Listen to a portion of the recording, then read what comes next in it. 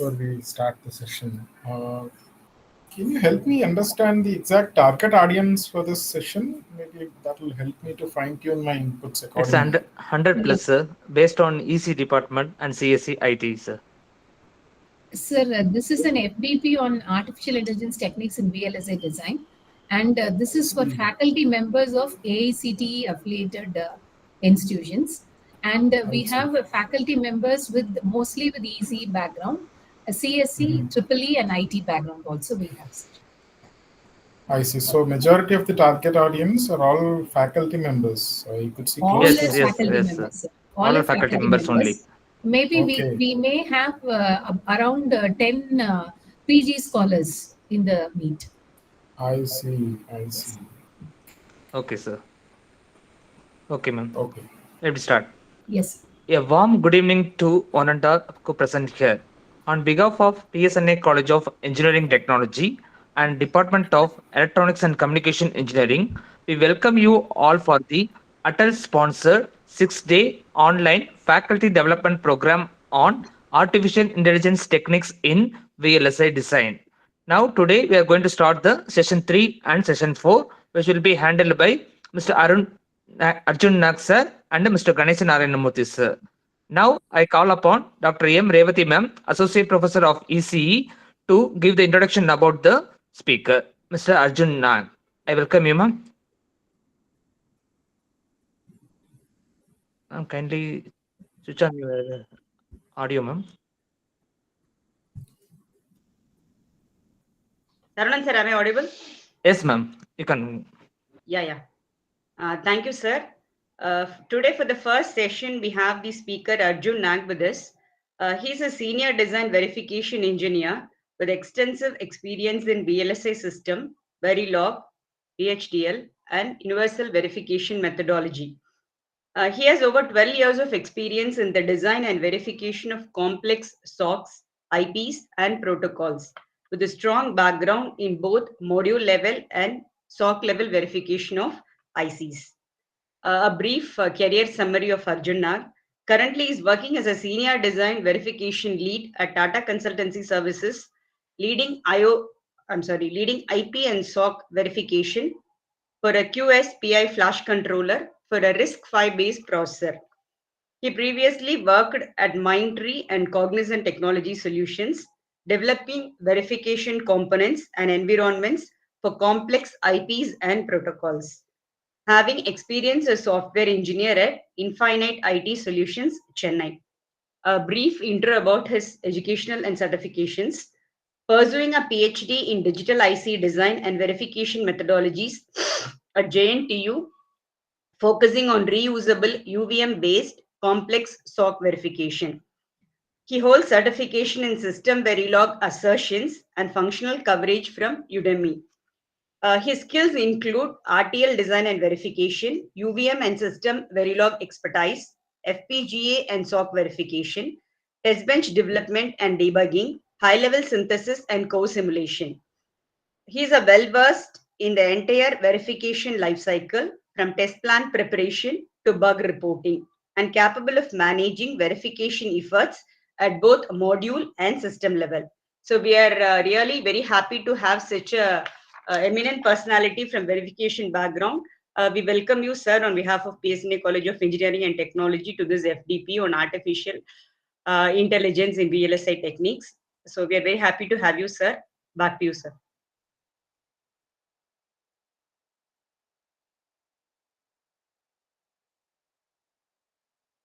Okay. Thank you. Thank you for that quick introduction, Revati madam, and all the other faculty members who took the initiative to start the session and quickly introduce me to the set of audience who are part of this meeting. I could see close to 100 plus members participating, which is a good number actually. So, yeah, I'm just trying to share my screen. Let me know once you're able to see that. Okay, sir. Just a second.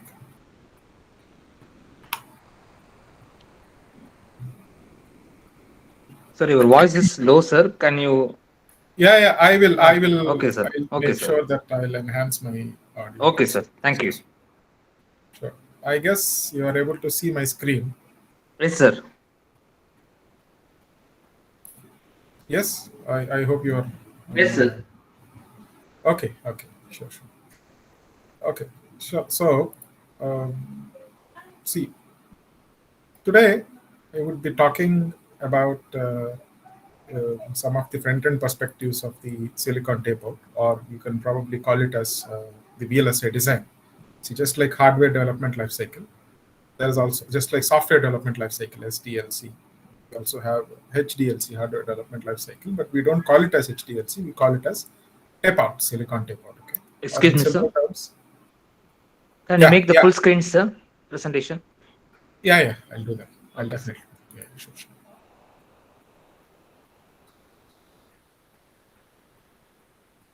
Yeah, you're able to see this now. Am I? Is No, my sir. screen Not in clear? full screen, sir. It's in It is in full presentations. screen. No, sir. So just to use, sir, the entire screen, sir, so that we can get the full screen option, sir. I see. Just give me a minute. Okay, sir. Just present, you give entire screen so that we can. I get it. I'll do Yeah, that. okay. Thank you, sir. Just a second.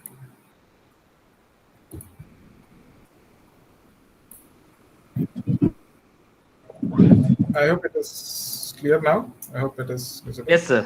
Thank you. Okay. Am I loud and clear? Yes, sir. Okay. So one request to all the participants, to all the target audience who are on call, please make sure that you raise your hands in case if you have any queries. I understand that there is a session for Q&A at the end of the presentation. However, I would encourage you to be more interactive, which will make this session more interesting. Okay. So every now and then I'll try to pause and try to halt for a couple of minutes or so. So just to make sure that we are in concurrence, it is a good practice to make the session more interactive. That's a request. Okay. So keeping that in mind, let me start the session. So for us to understand the algorithms of design automation, especially on the front end, so basically, I will anyways talk about what is front end, what is back end, etc. in my further slides. I would actually like to start by emphasizing the overall design life cycle, which we call it as silicon tape-out. Okay. So I would also focus a bit about the eligibility prerequisites for getting an entry into the VLSI space. I thought it will make sense to throw some light on what kind of a companies, what organizations are actually offering VLSI-based practices and opportunities within India. With some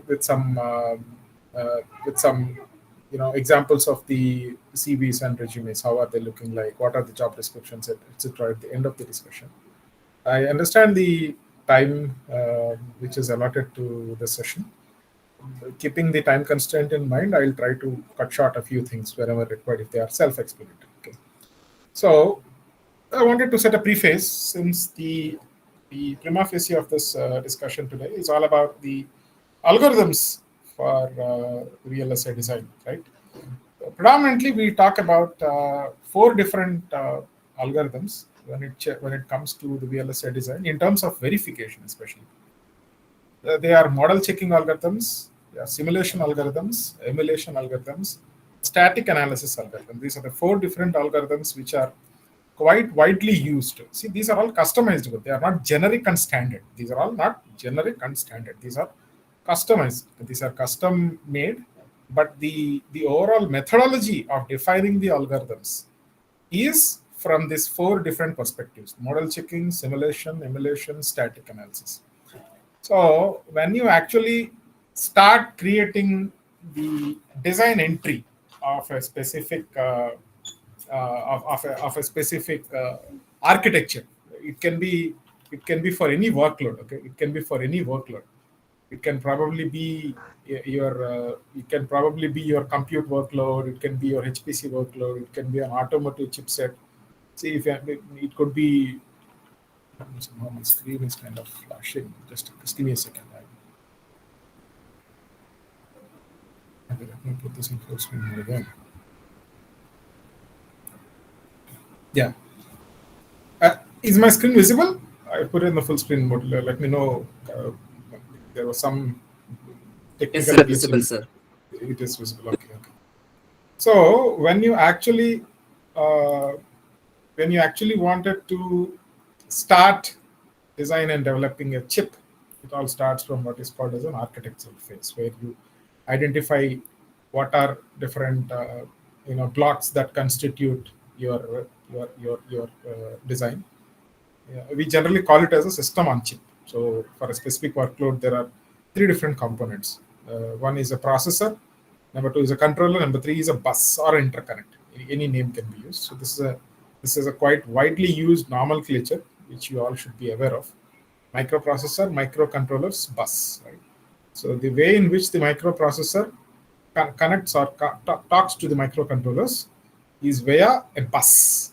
So a bus is something which takes care of some functionalities, which I'll be talking in the next slides. So you define the way in which the processors, controllers, bus are aligned, the way they communicate, what kind of a processors, what kind of a controllers are required, whether they have to be developed from the scratch or if they are already available in the market or some open source is available, etc., etc. You do all the exploration and you ideate the architectural diagram from a verbal thought, right? So that's the architectural phase, from which you start defining the RTL design. So basically, I hope you all know the difference between a HLL and a HDL. HLL stands for a high-level language, which is generally used for software programming, application development, software development, etc. These kind of languages are all executed at zero time. At zero time. That is the characterization of a high-level language. But then there is something called as HDL, hardware description languages. For example, VHDL and Verilog. So they don't execute at zero time. They execute with respect to some time. And the time definition is with respect to what is called as clock. That is the primary difference. So the HLLs are purely instruction driven, and the HDLs are the designs which are written using HDLs are all instruction and clock driven, both. Okay, cycle accurate is what we call it. So there is always a trade-off between your HLL and HDL, right? So basically, HDL definitions are made in your RTL phase, and then all the HDLs that are designed are actually verified and validated using HVLs, hardware verification languages. So these three play a very important role in your overall life cycle: HDL, HLL, HVL. Okay, predominantly your languages for any automation, for design, for verification, for the validation, etc. Overall, in your design life cycle, these three different language perspectives play a very important role. HDLs, HLLs, it starts with HLL of abstraction because these execute at zero time.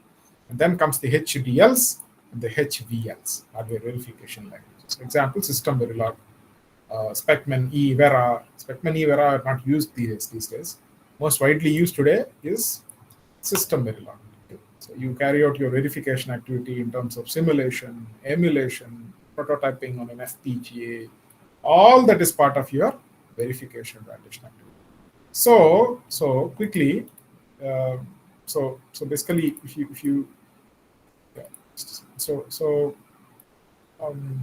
second, let me. So if I have to quickly segregate, the front and back end phases, these three phases are actually termed as the front end phase of front end part, the front end perspectives of your silicon tape out. These three at the end are actually called as the back end. See, I'm not going to throw much light about what they are now because the emphasis of this session is predominantly about the front end. Okay, this is back end. And this phase, netlist, this is actually termed as the design preparation phase. Okay, and there are three different abstractions in which your chip tape out happens, okay? Your VLSI design happens. Unlike the software development, everything is one abstraction. Everything is soft. You write a program in the soft form using high-level languages. It is in a soft form that is tested.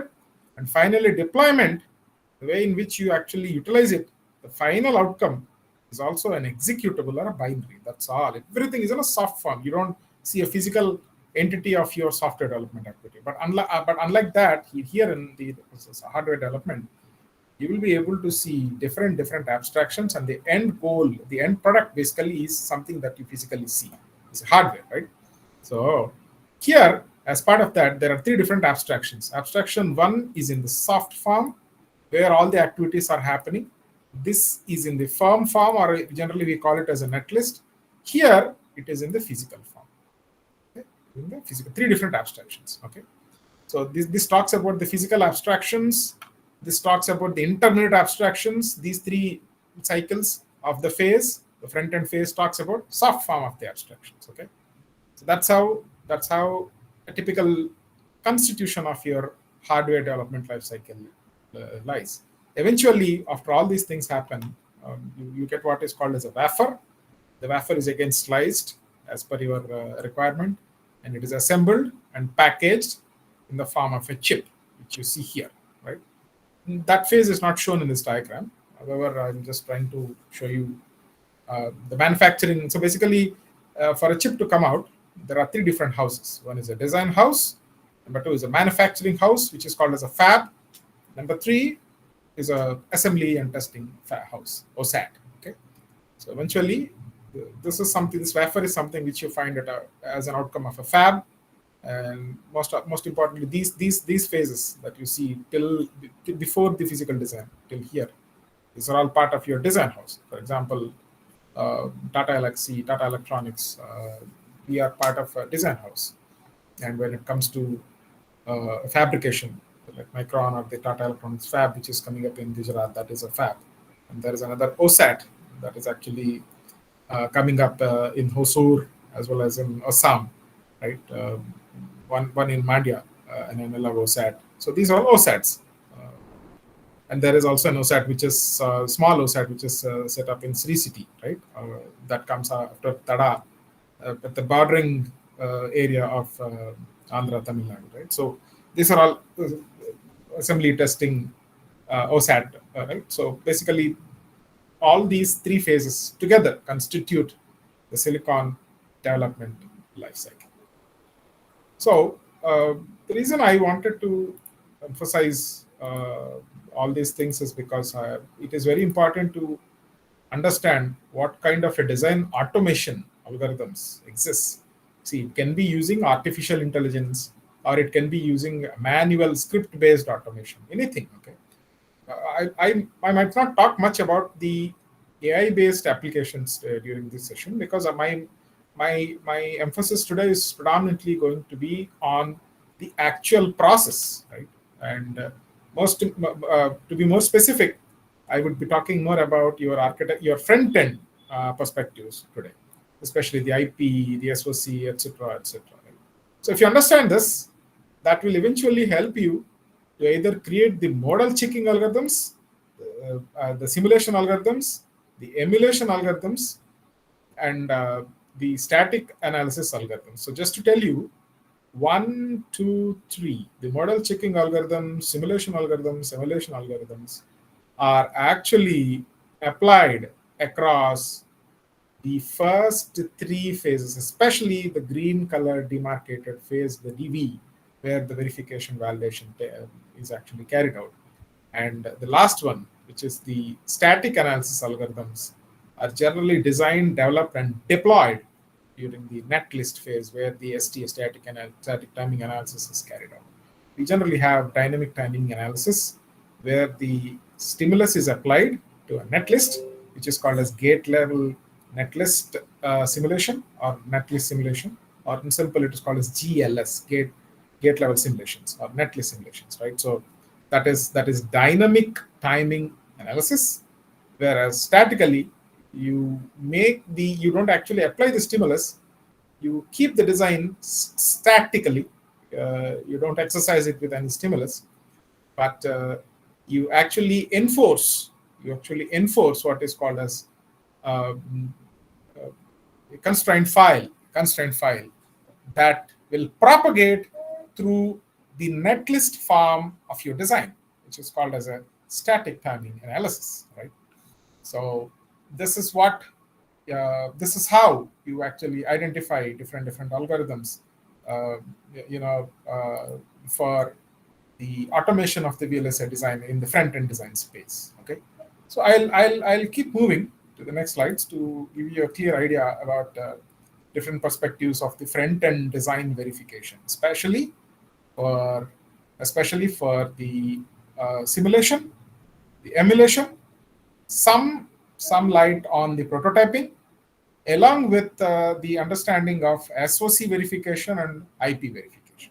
So this will be the comprehensive analysis of all these front-end design verification perspectives that I'll be covering in the next slides.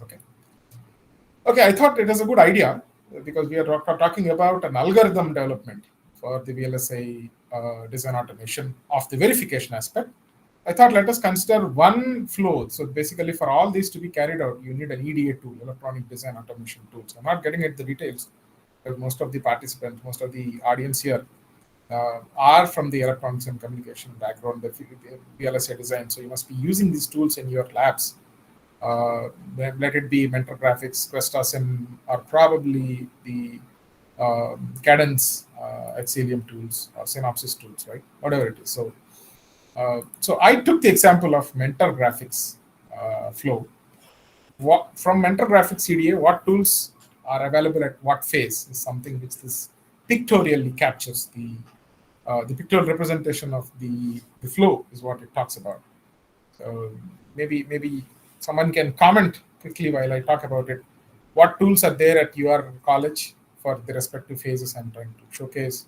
Some of you might be using Mentor Graphics tools. Some of you some other Cadence tools, or if you don't have any SIG tools, some might probably stick to Xilinx tools also. I don't know.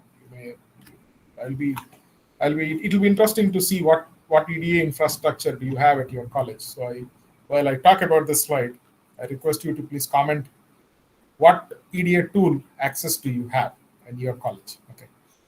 So looking at this, you can actually see the ideation part, right, where the spec is going as an input. And from this, some analysis. So eventually, you need a software to access a device. So if you have a device that you are developing using the VLSI flow, it becomes null and void without having a driver. So that is called as a device driver, correct? That is an embedded part. So it's always a trade-off between your software and hardware, eventually, when it comes to design. Right? I'm sorry? Somebody has a question? Okay, somebody is not talking. I request you to please go on mute. Okay, unless there is a question. Okay. Sir, sorry to interrupt. Sir, can you hear me? Yes, I can. Sir, does tool play a role in the design of an architecture or verification or whatever it may be? Sorry, come again. Does tool play a role in the development of architecture or testing or verification? Unless or otherwise, if we have this particular tool, then only we can proceed. Is there any restriction like that? Answer is yes for one element out of the three things you said: architecture, design, verification. Three things, right? Architecture may not be. Because that is something which you need to theoretically analyze along with the architects, designers, and other stakeholders of the chip. For example, the owners of the chip. Okay, so that may not have an implication on the tool, but you said design and verification. Answer is 100% yes, because without a EDA tool, you can't estimate. For example, you take the design. Okay, for example, you wanted to design an SOC that is actually catering, say what, some audio chipset. Okay, so without actually understanding and analyzing the performance metrics of the sensors, the audio sensors or the audio controllers that are already available in the market, or if you want to develop from the scratch, and then if you don't do a gate count estimate using tools, you will not be able to arrive at the maximum power that will be dissipated, what is the maximum RMS output that the speakers can give you, etc. All these features, the performance metrics, throughput, frequency, bandwidth, all these things you can't decide, right? That can only be done from an estimation tool. You can't do it. You can't do that analysis at a transistor level, at a gate level, at an IP level, manually. It is quite impossible. They have to be computed. So that is where tool will definitely come into the picture for design as well as for verification. I can talk about multiple examples. So answer to your question, tool dependency for architecture may or may not be.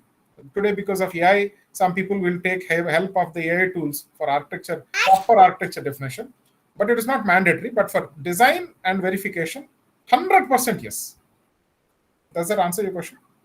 So do we have any access to the verification and testing tools, we academicians? Is it any free tool? Is there any free tools available for us? Yeah. Answer is yes today. Yes to today. If would you have asked the same question before 6 months? Answer would have been no. But today, with the Indian Semiconductor Mission, I'm not sure if PSNA is actually participating in CTS program, or in fact, I know it's an FDP program. Apart from PSNA, I believe there are multiple other faculty members that are participating from various colleges, correct? I don't know how many of you are actually participating in Indian Semiconductor Mission, how many of you are actually contributing to the ISM, how many of you have submitted some proposals for the design-linked incentives, how many of you know about what is a program called CHIPIN, CHIPIN? Okay, the answer to your question, how do we access and what is it? Hello, Raja. Okay, for the past... kindly go on mute, there's a lot of disturbance. People are not talking, kindly go on mute. Okay, thanks. Yeah, I request the host of this particular meeting to see that if there's some background noise, quickly. Yes, sir. Yes, sir. We are muted, sir. Okay, thank you. I wanted to be cautious till the end of the session. That's a request, okay? Because the flow gets disturbed. Okay. Sure, sir. Yeah. Sure, sir. Coming back to where I halted, yes. See, that's a very important question, in fact. So, sir, please repeat. Sir, please repeat last sentences, please. Okay, I will. So the question was, is there an open source access to the EDA tools in terms of the simulation, design, etc., the EDA tools? Is the question. The answer is yes today, because of the initiative that Government of India has taken, which is called as Indian Semiconductor Mission, ISM.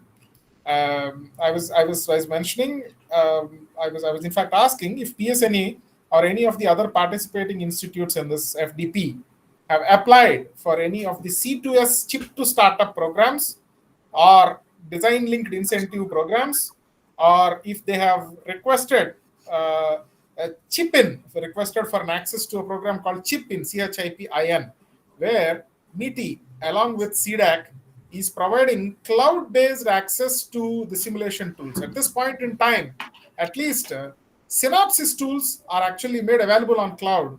So on credentials basis, on credential login authentication basis, they are giving access to the tools. I thought PSNA and other institutes are already aware of this, because Government of India did every bit to actually propagate this CHIPIN program, access to tools. See, the answer for this question, is there a way to access open source way of the open source perspective of the tools? Answer is no, absolutely no. Industry standard tools, no. There used to be something called as Verilator, Coco TB. They are not used in the industry. People talk about it. Some team from IIT Madras, there's a company called, I don't want to take the names, but that spun out of IIT Madras. They say they wanted to do it from using Verilator, etc. But they are not standardized by industry. There's no point. But today, for the past 6 months at least, because of this initiative from Government of India, MITI, industry standard, industry-wide used, approved tools, okay? For example, the EDA tools of Synopsys, the whole tool stack is made available if an institute enrolls themselves in a program called CHIPIN. Okay? While I answer this question, I also wanted... Yeah. Excuse me, sir. Sorry for the interruption, sir. Sir, actually, PSNA is a part of... PSNA had already applied for C2S program, but we didn't get it. The problem with CHIPIN is they are asking us about the ME projects, sir. The ME scholars we have, sir, the number of ME projects which could be completed. ME, you're talking about the MTech master degree ME Yeah, projects. MTech projects, what are the projects? They are asking for a particular number of projects, sir. But the problem is we don't have, we have only minimum enrollments in the PG program. So we I will see. not be able to produce that much number of MTech projects, sir. So I that is see. why we actually didn't apply for this JIPIN. Yeah, maybe we will talk offline about that and do if something, see if something could emerge out of it, sir. See, the point is very clear. See, that's the discretion of the the institute whether to go for it. And as you explained, this seems to be a technical problem, basically of having. Yeah. There's a guideline to be met. Unfortunately, where you're failing to meet for some reason, which is valid. Completely understand. But I think you yourselves have to look for the workaround. For example, quickly, maybe I'm trying to just share a thought that is popping Okay, in my okay, mind. sir. We will discuss later, sir. Okay, sir. Yeah, it is better that we could probably discuss it, take it offline. Okay.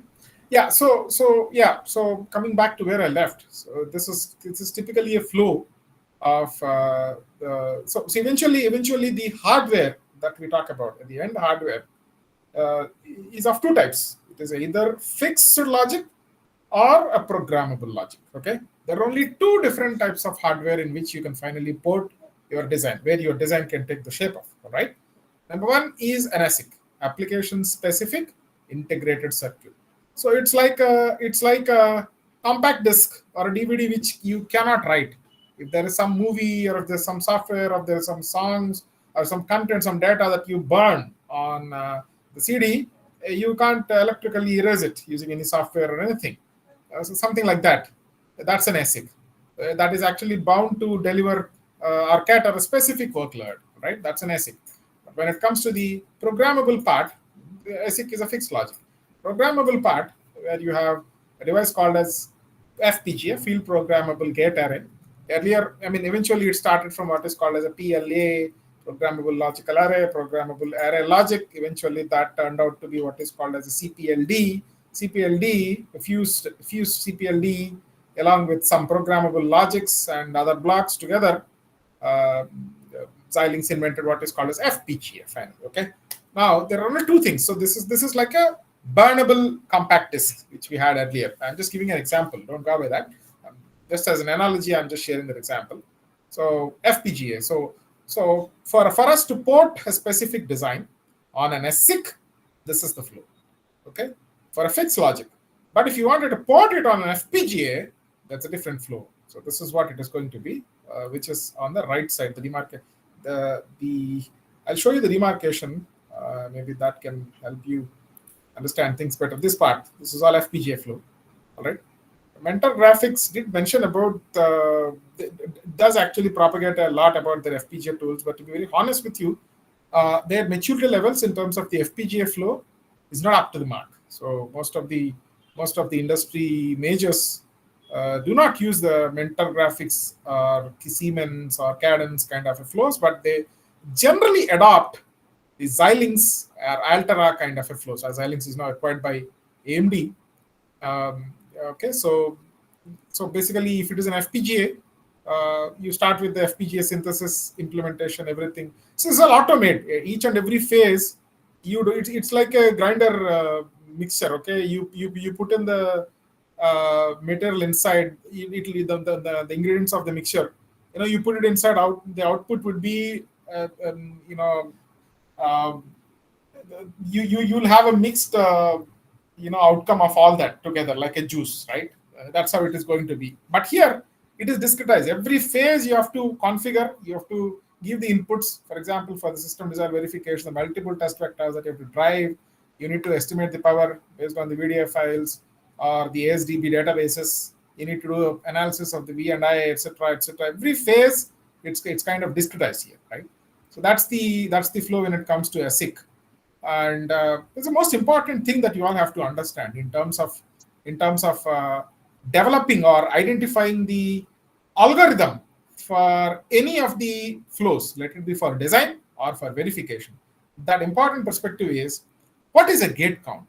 How does it go in terms of an ASIC flow and in terms of a FPGA flow? Okay, I don't know if someone wanted to make a note. This is a very important perspective. make a note. So basically FPGA, the gate count is always in terms of LUTs, lookup tables, slices, flops, and CLBs. I'll just repeat quickly. If the gate count for an FPGA, right? So basically your RTL code will translate into a hardware, correct? Your hardware will actually take the shape of the logic and will cater the specific workload that you wanted to, right?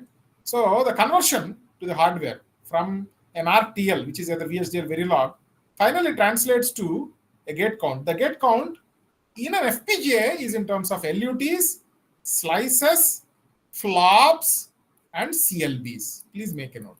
CLBs are configurable logical blocks, flops, flip-flops, slices, and lookup tables. Okay. And when it comes to ASIC, it is very simple. It is ASIC gates. That's all. You must have all heard about the universal gates, which is NAND and NOR, and the NOT gate. So basically, this translates eventually to gates. And there's one more important thing that you have to understand. The whole VLSI design starts from, runs around what is called as data, how you process it, how you write the data, how you read the data. That's all. And in 4 different phases: address, control, data, response. That's all. All right. So how do you write using these 4 phases? How do you read the data within these 4 phases? Right. So the breakdown of these operations are carried out in 2 different perspectives of the data. One is the logic. Number 2 is the storage, which is memory. That's all. So the constitution of your gate count is always in terms of 2 parameters, logic and memory. Okay, now comes the question. How do you look at it? For example, if there is a mobile chipset, for example, there is an SoC for an automotive chipset or a mobile chipset or a server chipset, anything.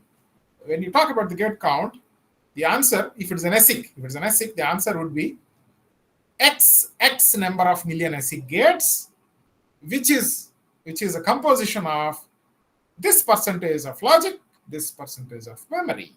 For example, your Qualcomm Snapdragon kind of a processor, which is quite widely used across all the mobile chipsets, is close to 10 million ASIC gates. That's all they mention. Out of which, general practice is 75% will be logic, 25% will be memory. Okay. I hope you are getting the basics here. This is very critical in understanding the whole VLSI design process. Eventually, will help you to identify the algorithms and implement them. Right. This is the root part of it. Right. So logic plus memory.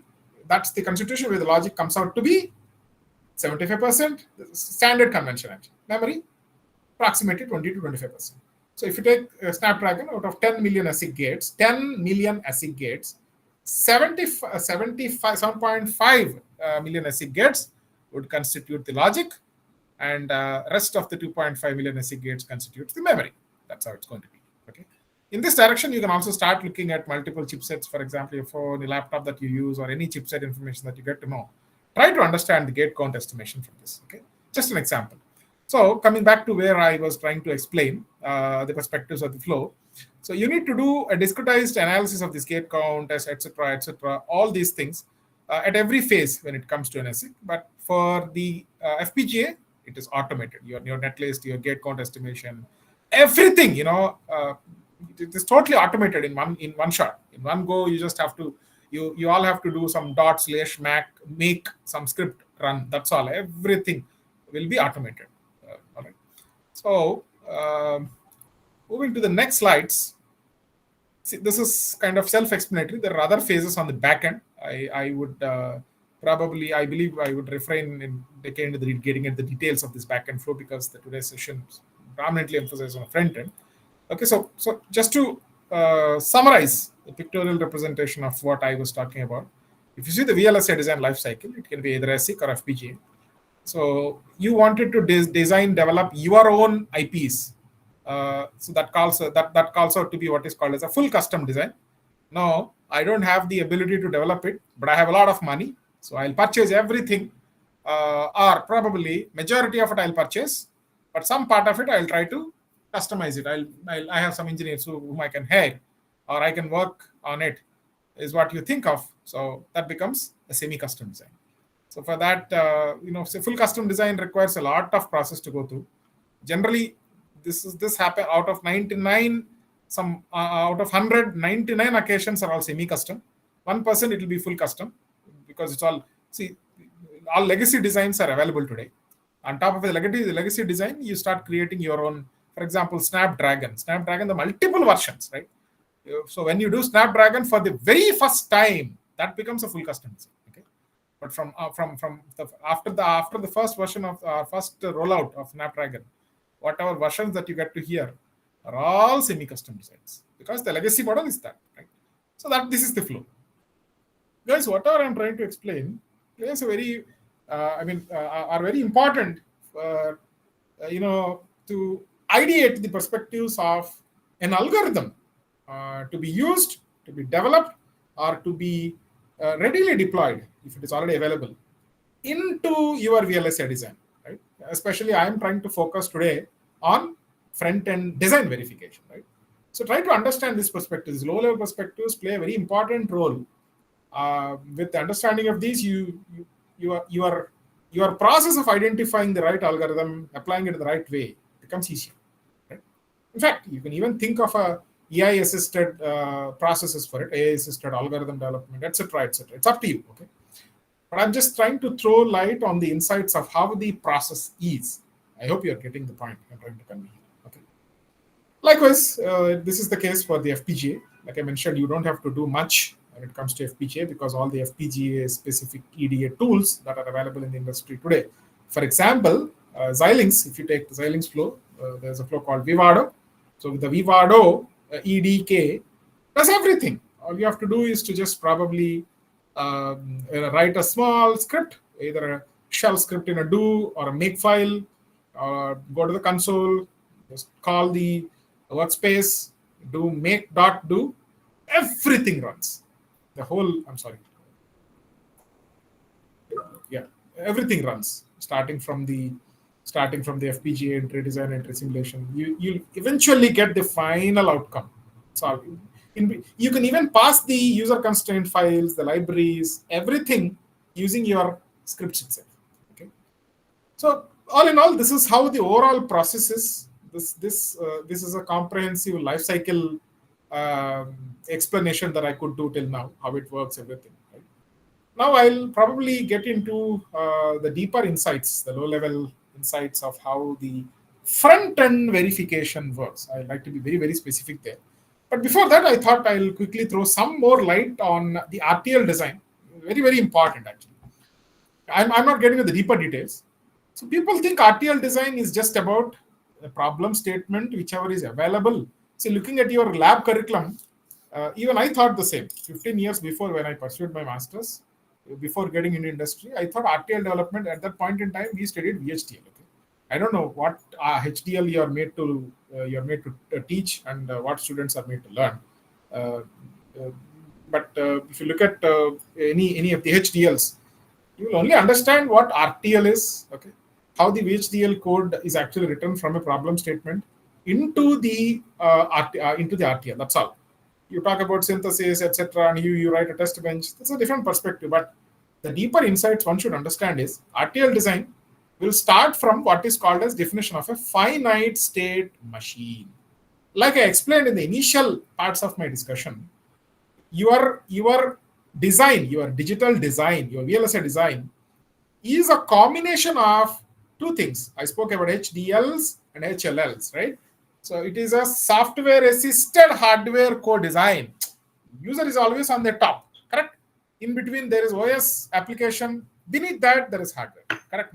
So if you look at that, the way in which your hardware is developed is like the RTL, in fact, is developed, is like you define the data flow and the control flow.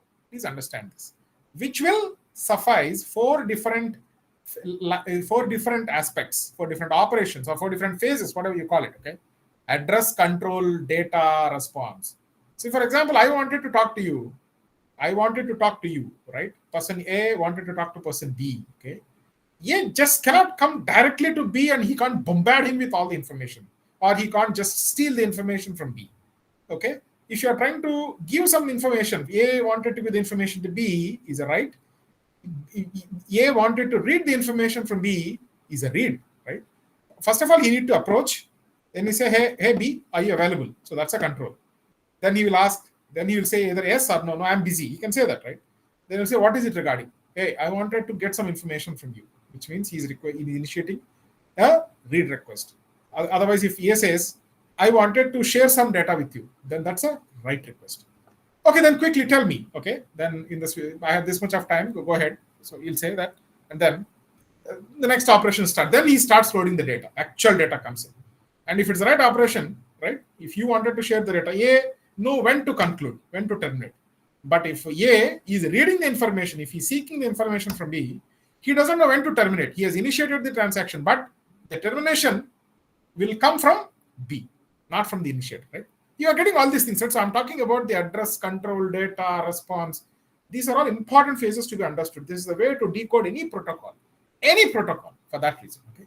So your RTL design eventually starts from breaking down the protocol into a finite state machine, where the address, control, data, response phases propagate or transit from state to state upon receiving a specific input, okay? The transitions from state to state, how they are happening upon receiving what input they transit from state to state, gives you control path, output at each and every circle, output at each and every phase, gives you data path. Combination of these two is your whole RTL. Okay. Yeah, people use multiple techniques, but this is a very important thumb rule that one should keep in mind, that eventually everything starts from address, control, data phases, where you capture them in the form of a finite state machine, and you eventually capture the transitions talking about the control path, the outputs talking about the data path. Combining the always blocks of these two will give the whole design, right? And point number 2, your design is always a combination of sequential as well as a combinational design. Some of them are latched, some of them are flopped. You know the difference between these two, right? Flop is something which is edge sensitive, and a latch is something which is a level sensitive. So operations are always combined for both. Okay. So this is, in fact, this talks about multiple other things like setup time, hold time. That's not required now. Okay, that's a different perspective, because showing this diagram, people might think about that, but no, I'm still talking about the RTL design here. Okay. Some of the perspectives in terms of the design, RTL design here. So give a thought. See, it's not just randomly I'm throwing some concept here, but so since the automation of a design, the algorithm for automating a design is what you have to think of. So think in this perspective, right? There is a spec writing the code. That's not the automation. So it should target the actual implementation, which is meeting the architectural specification plus the timing. What is timing? The performance metrics, address, control, data, response. How much of time? See, that is the difference. If it is a software design, you give the input and you get the output.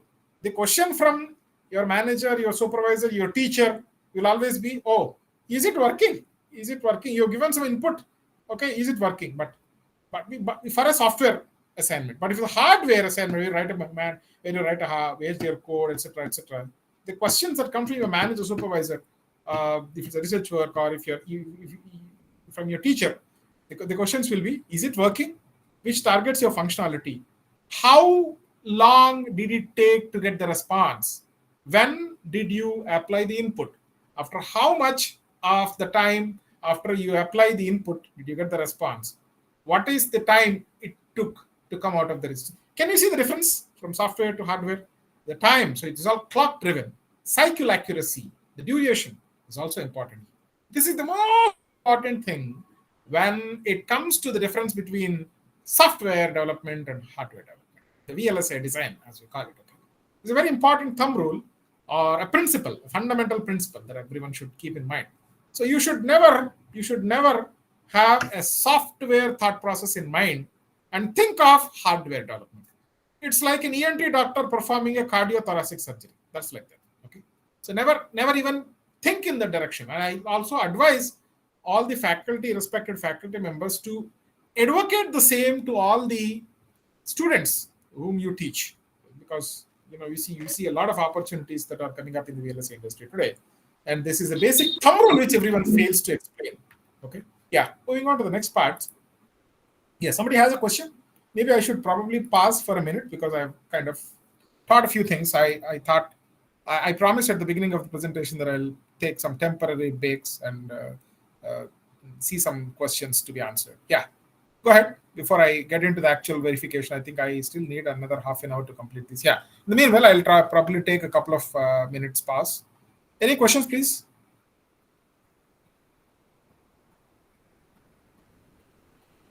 Sir, we all know that VLSI is booming nowadays, right?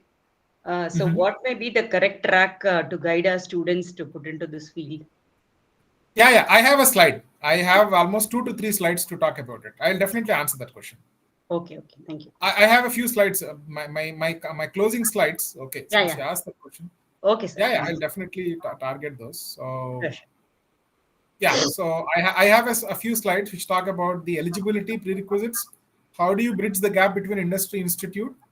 And I also wanted to show you a couple of resumes, couple of job descriptions.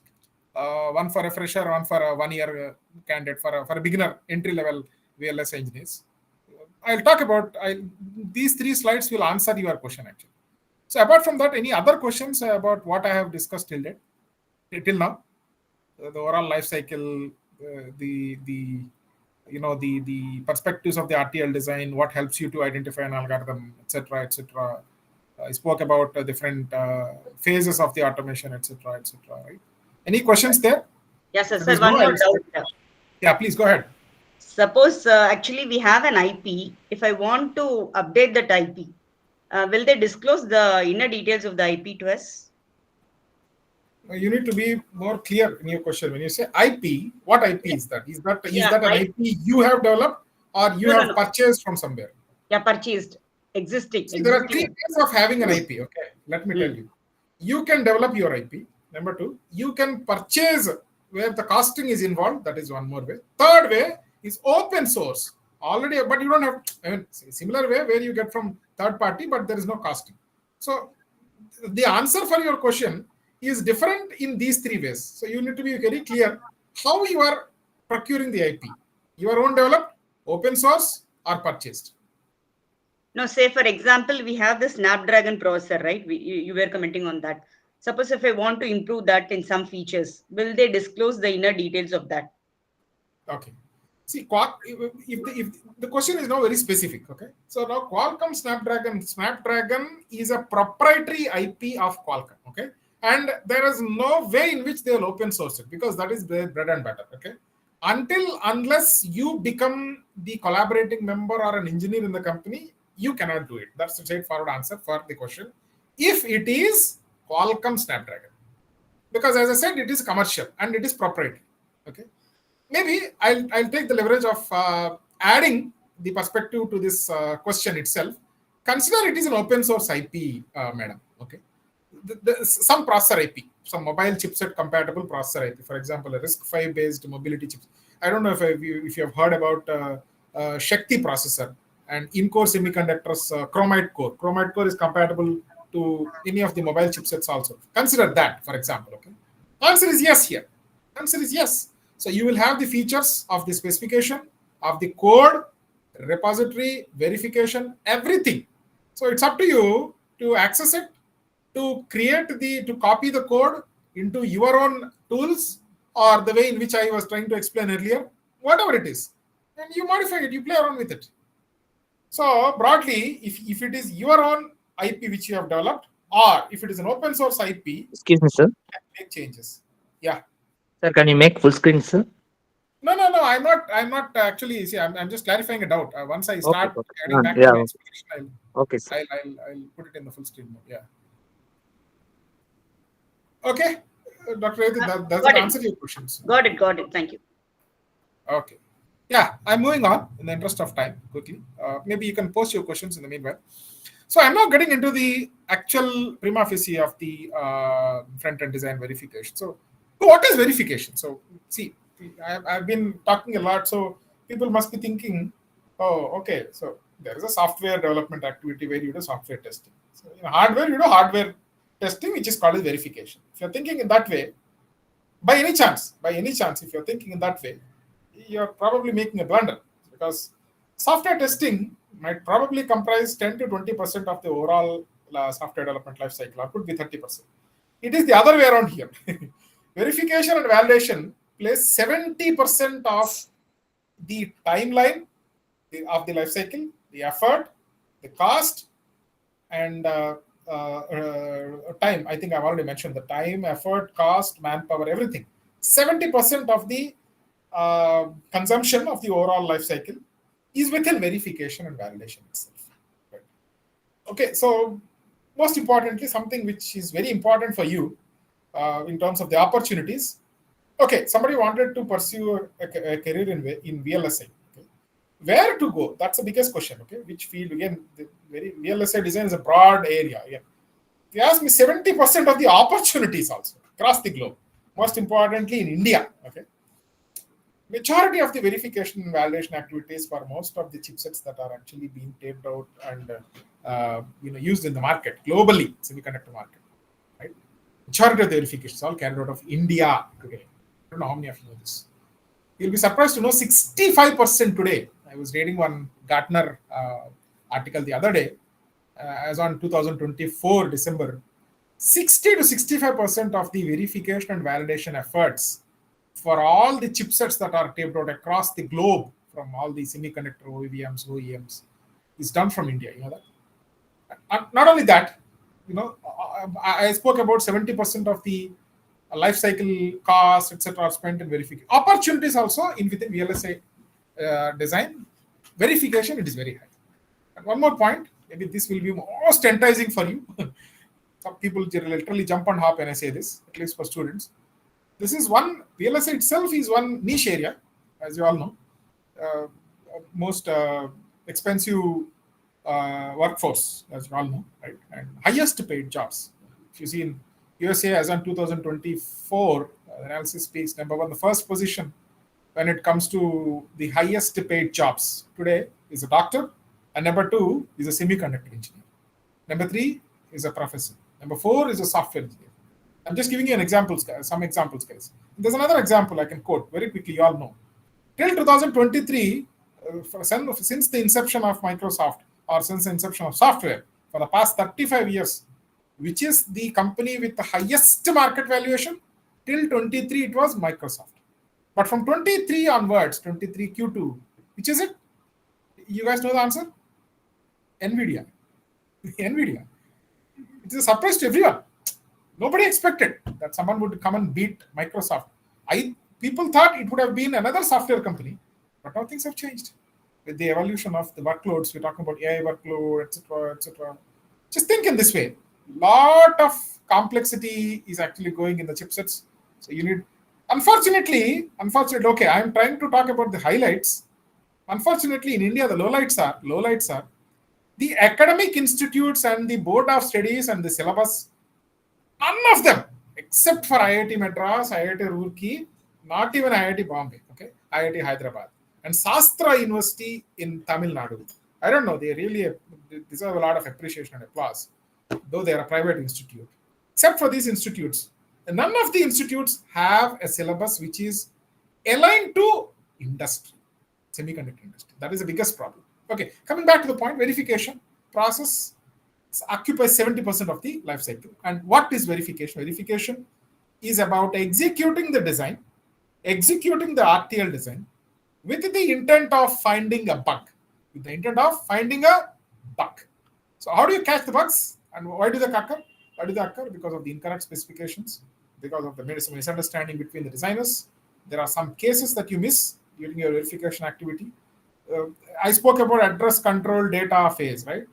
For write and read operations. These write and read operations happen in different protocols. Ethernet is a protocol. PCI is a protocol. AXI is a protocol. SPI is a protocol.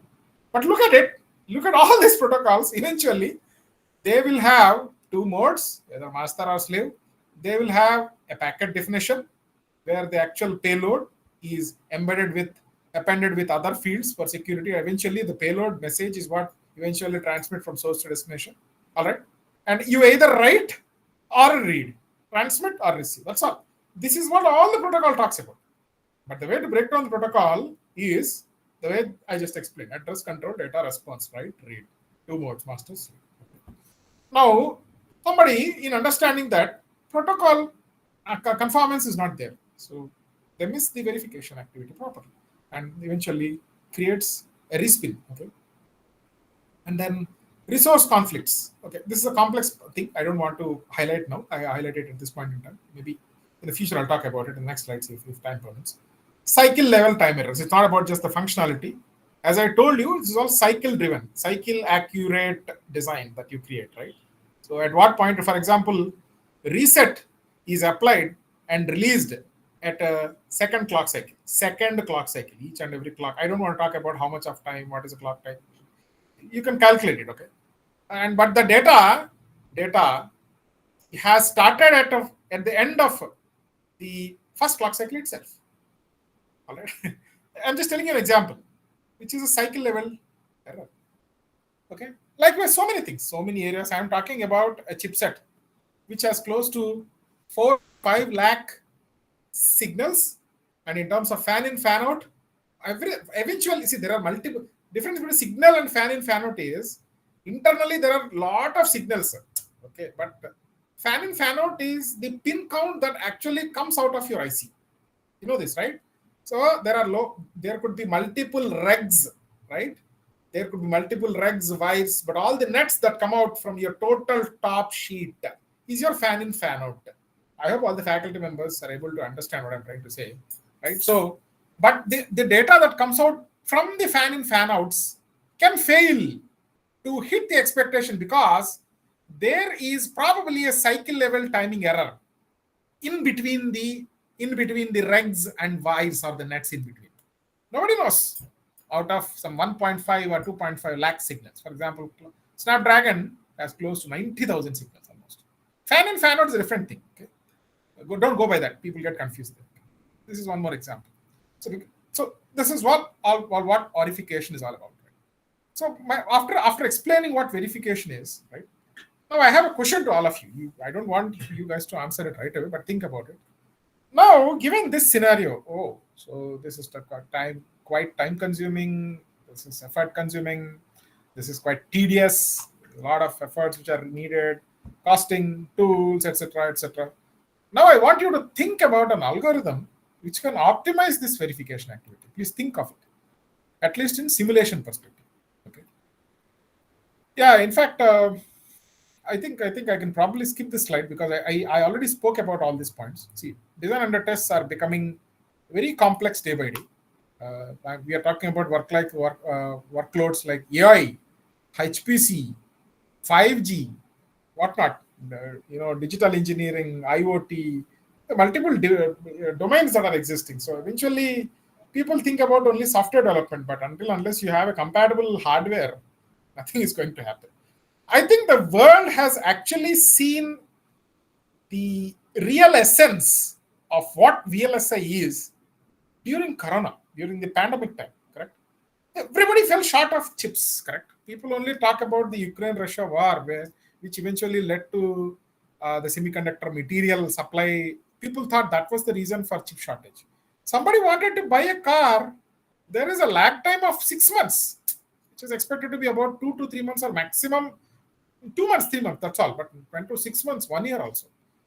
Even a salesman used to say, sir, there is something called a chip shortage, sir. We can't deliver the car in this time. This is what we were hearing, right?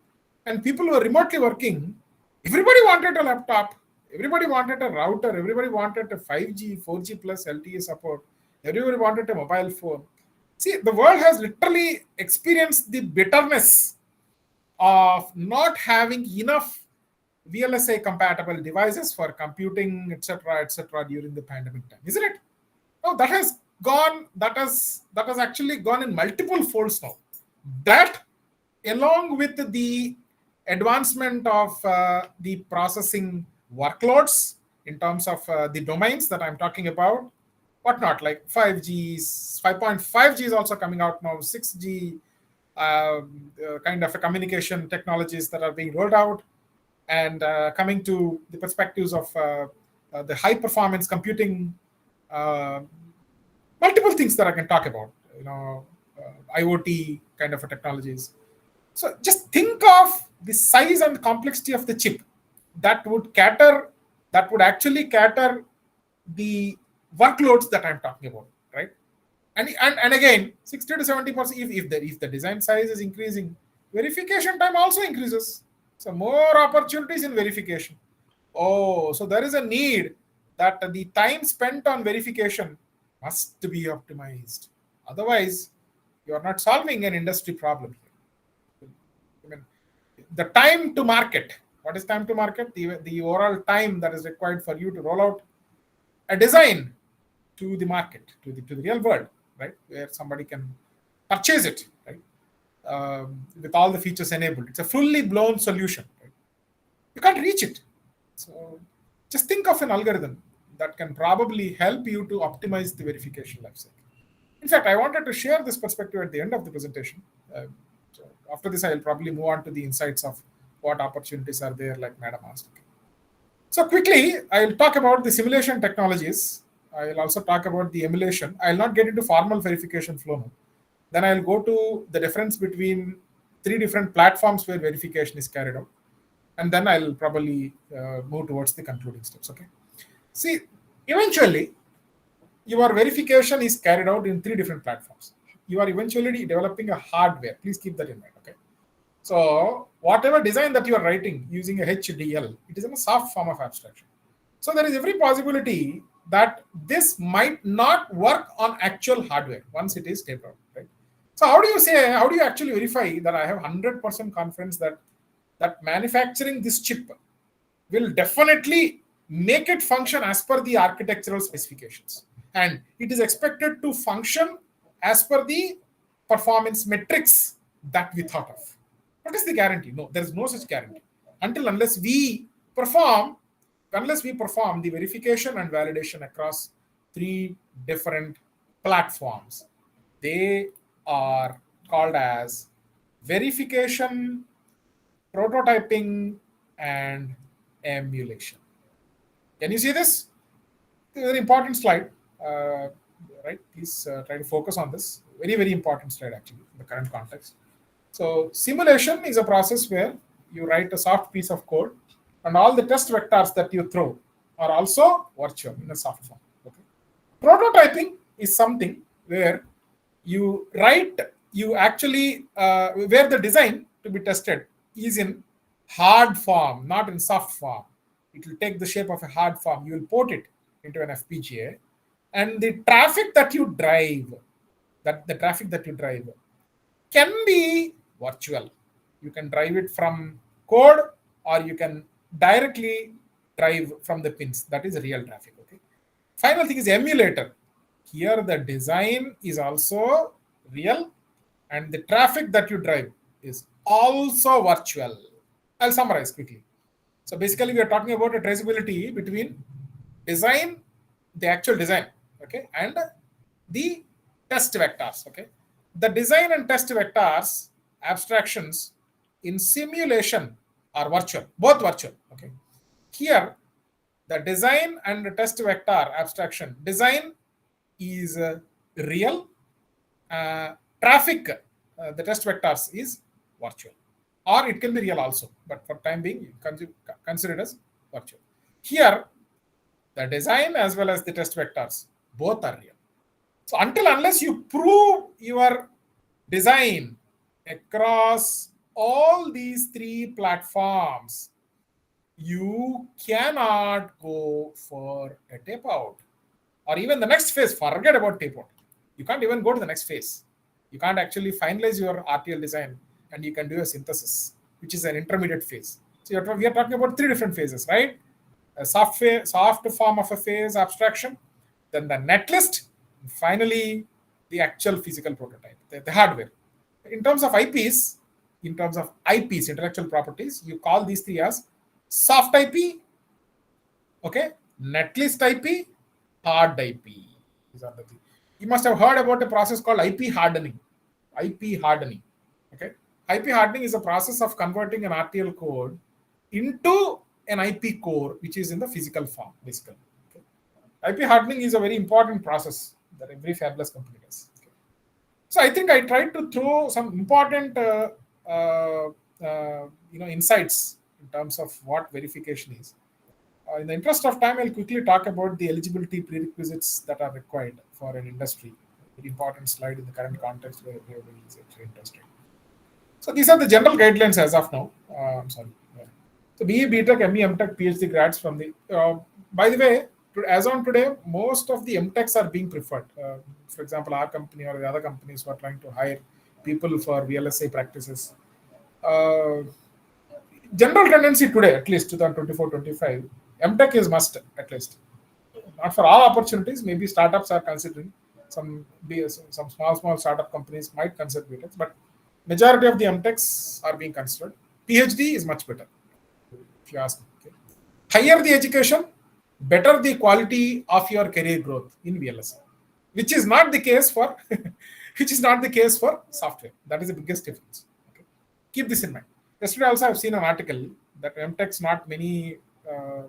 I think Madam also just mentioned sometime we are not getting the fulfillment of the students who take up MTech. I don't know. ఎవరు పెళ్ళి అంజి పెళ్ళి ఎన్ని రోజులే అవునులే చాలా రోజులు Guys, please go on mute. Anji పెళ్ళి వచ్చిన తర్వాత ఒక 2-3 రోజులకేమో పెట్టా ఎక్కడ కావాలని ఎలక్ట్రికల్ సాకెట్ ప్రాబ్లం ఉంది ఇంట్లో ఓకే ఓకే ఇంతవరకు ఏం లా Guys, can you please mute the? That creates a lot of disturbance. The participants are requested to be on mute.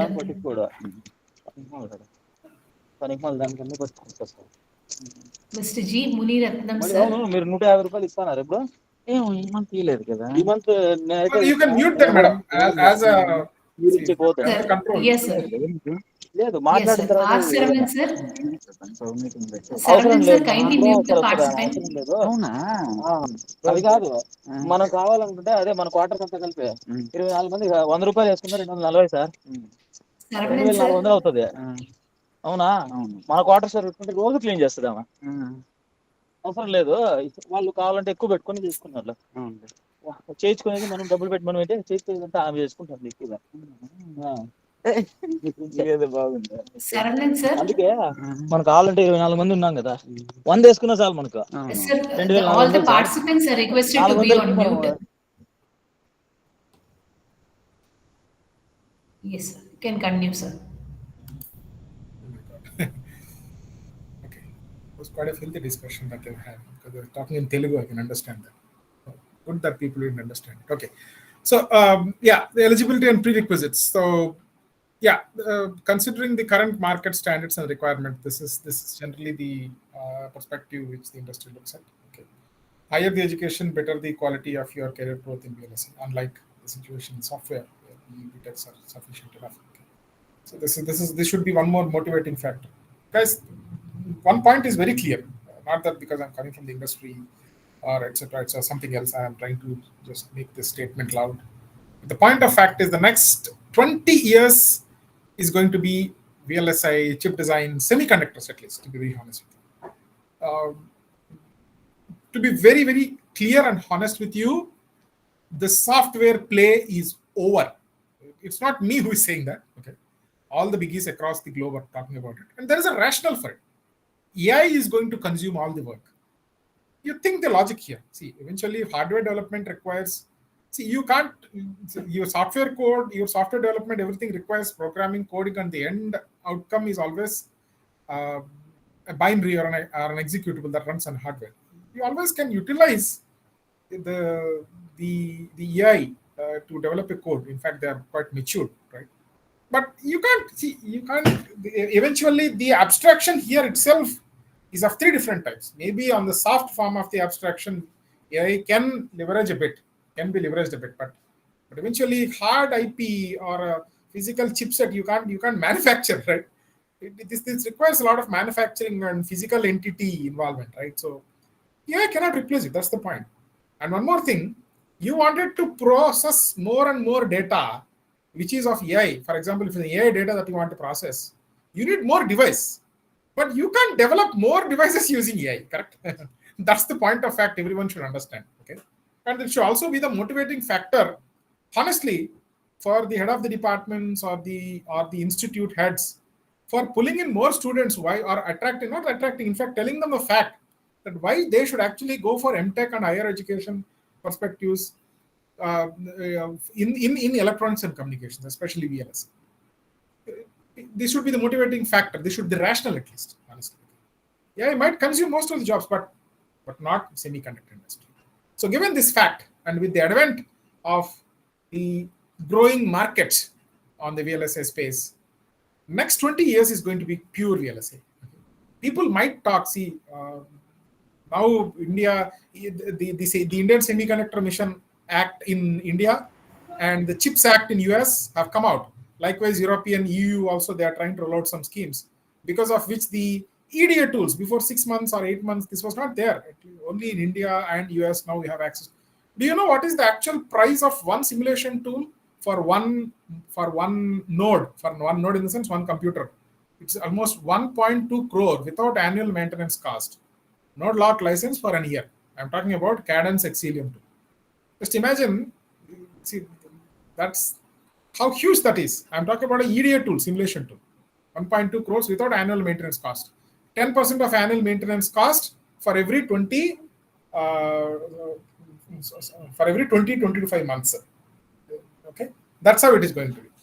But they have bulk EDA suite that is being freely given access to for all the academic institutes. You should utilize this opportunity, honestly, and try to shape up your career in the VLSI space. So look at the eligibility prerequisites that I'm flashing on the screen. I think it's self-explanatory. I don't want to talk about it. Maybe somebody wanted to take a snapshot, or you can do that. All the circuit branch people are actually eligible for it. Okay, before I conclude, I wanted to talk about the final slide. Guys, this is what you have to focus on. Somebody wanted to get a breakthrough in VLSI industry, wanted to enter. Okay, HDL, VHDL, it can be Verilog. Most importantly, Verilog is something which is quite widely used.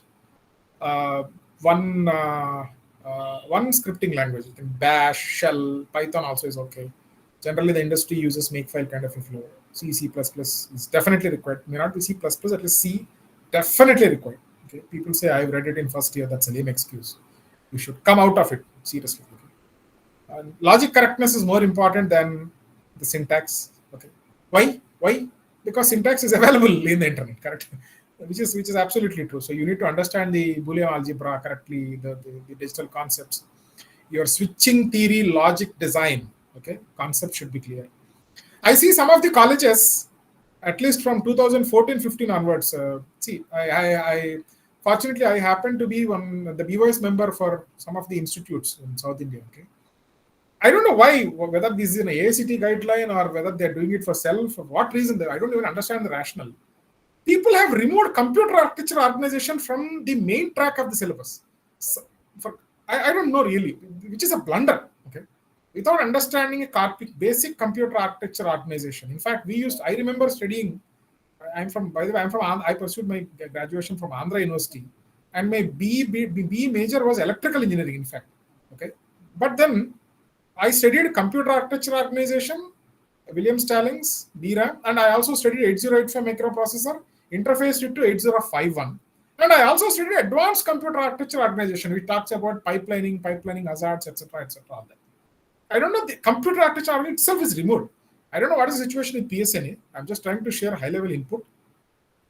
Maybe you want to consider it or not. But make sure that without computer architecture organization, nobody can make an entry into VLSI space. Remember that. If I have to be very specific about computer architecture organization, okay, the basics of computer architecture for 16-bit, 8-bit is also fine. Okay, how do you interface a basic processor with what are different addressing modes? What are different architectures? What is von Neumann? What is RISC? What is CISC? What is address? What is data? How do you actually bind the data address space to the data space? Very basic things. Then consider a basic 8085 or 8086 microcontroller along with some assembly architecture, etc. Very, very important. Then your algorithms, your PSQD, probability, statistics, and queuing theory. Why that is important? I'll tell you. There are 1 lakh signals. Consider 32-bit data. Okay, 30. We are in fact working on 64-bit chipsets today. Okay, just imagine. Okay, 32-bit data, 32-bit address. Correct. Okay, there are 10, 20, 30 such signals. Take just 2 signals. Okay, take 1 signal. Forget about 30. You wanted to verify. So 32-bit, if you want to verify whether all combinations are verified or not, how many combinations you need? 32C32. How many such permutations you need? 2 power 32. Correct? Okay. Just imagine, just for one signal 2 power 32, you have to identify these many test vectors. How many such test vectors are required? They will be in lakhs, crores, exponential. So without you having the idea of probability, statistics, and queuing theory, you will not be able to do better in VLSI industry, especially verification. You need to understand those Gaussian theory, the Newton-Raphson method, etc., mean, median, mode. These are very important. Okay, there is a perfect alignment. Actually, there is supposed to be a perfect alignment of all these perspectives. Forget about VLSI engineer. For that reason, an electronics or communication graduate to come out, there should be exact alignment of all these things as part of your academic curriculum. I think there's no point giving these inputs to a student unless they are actually made to teach. I mean, the faculty members are made to teach this to the students. So institute should have the thought process of making sure that this alignment is there in the board of studies or their academic curriculum. And verification validation skills comes there. ASIC, SOC, FPG internals, some lab work that you have. Try to have some EDA tools, etc. Microprocessor, microcontroller. This sounds pretty big, but it's very simple. Consider one 8085, 8086, or simple 8051 microcontroller. You need to be very clear with how do you interface 8085, 8086 microprocessor with 8085 microcontroller. That's all. How they address data, control, response phases are there. You need to understand. If you are thorough with this, trust me. I was a participant, in fact, at the booth level for Semicon India 2024.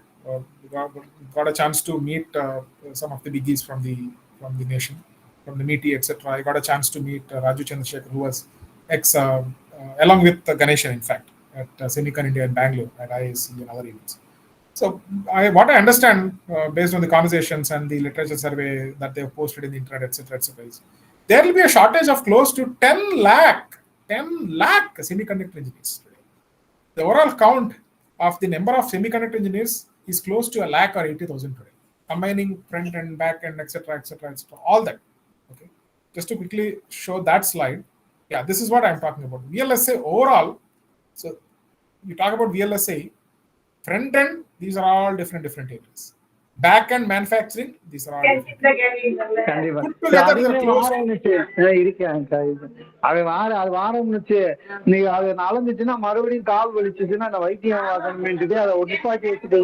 Please restrain yourself in unmuting the mic when such a technical talk is going on.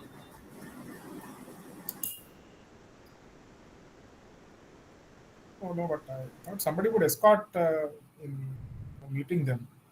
I'm not sure why nobody is. Participants, kindly mute your audio. Okay, yeah, anyways, I've come to a conclusion. Okay, so these are multiple opportunities actually available across the industry. So you need to align your thought process, your syllabus, your preparation in accordance to this. Okay. So just a quick snapshot of all the companies which are there in India today. Tata Group, there are some companies, VLR Labs, Black Pepper. Some of them are semicon majors across the globe, like AMD, right, Intel. They all have their presence in India. Golden opportunity, guys. I guess this session was,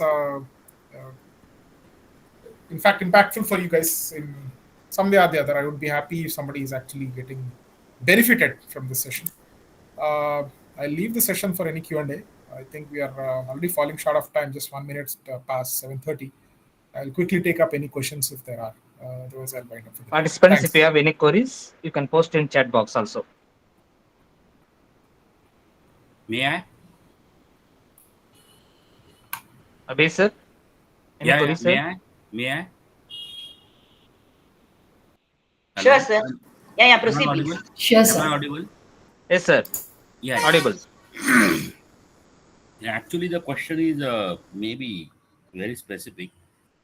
We are using these spy simulation tools from C2S. Very fortunate.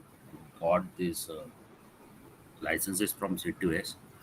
But what I see is still that GPDK, I mean 90 nanometer, 40 nanometer, 45 nanometer, I guess, and 180.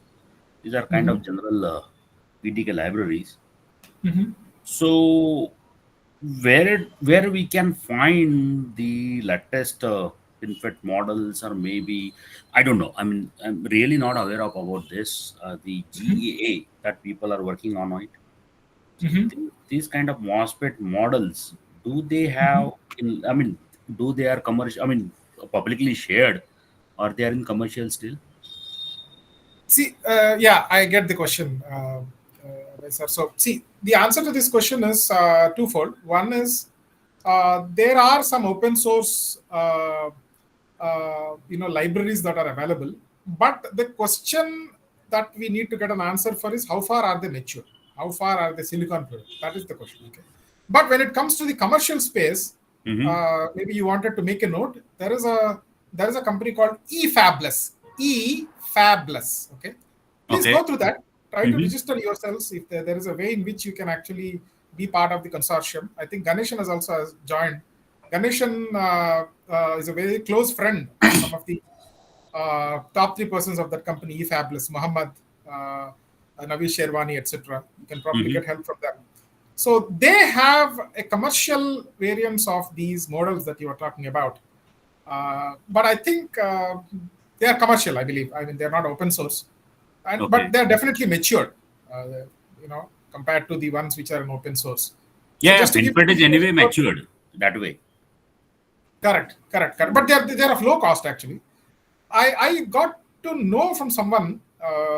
See, it could be a bit speculative as well, but I got to know from someone that some of the academic institutes who wanted to tie up with eFabless as part of their MOU or some co-innovation partners or collaborators, I got to know for a specific timeline they were given access to these libraries. So it's one more way I would suggest you to go through this. And there's a Okay. third source. There's a third source called Skywater PDK. Okay, there's a program called Skywater which is Google funded. This is totally open source. Okay, but again, Can you? I request. Can you put this on the in the chat box, because not able to no. See, there is no extract. specific website. Okay, I will probably. Okay, just give me a second. What I'll do is I will probably type the names. You will be able to Yeah, yeah. easily So you find said eFabless, right? eFabless. I eFabless. think Ganeshan will give you more details about eFabless. He's one way or the other closely associated with all the founders of eFabless, in fact. Okay. Okay, eFabless. And then the other one is the Skywater PDK. You can just type Skywater PDK. in Okay. Google. Okay.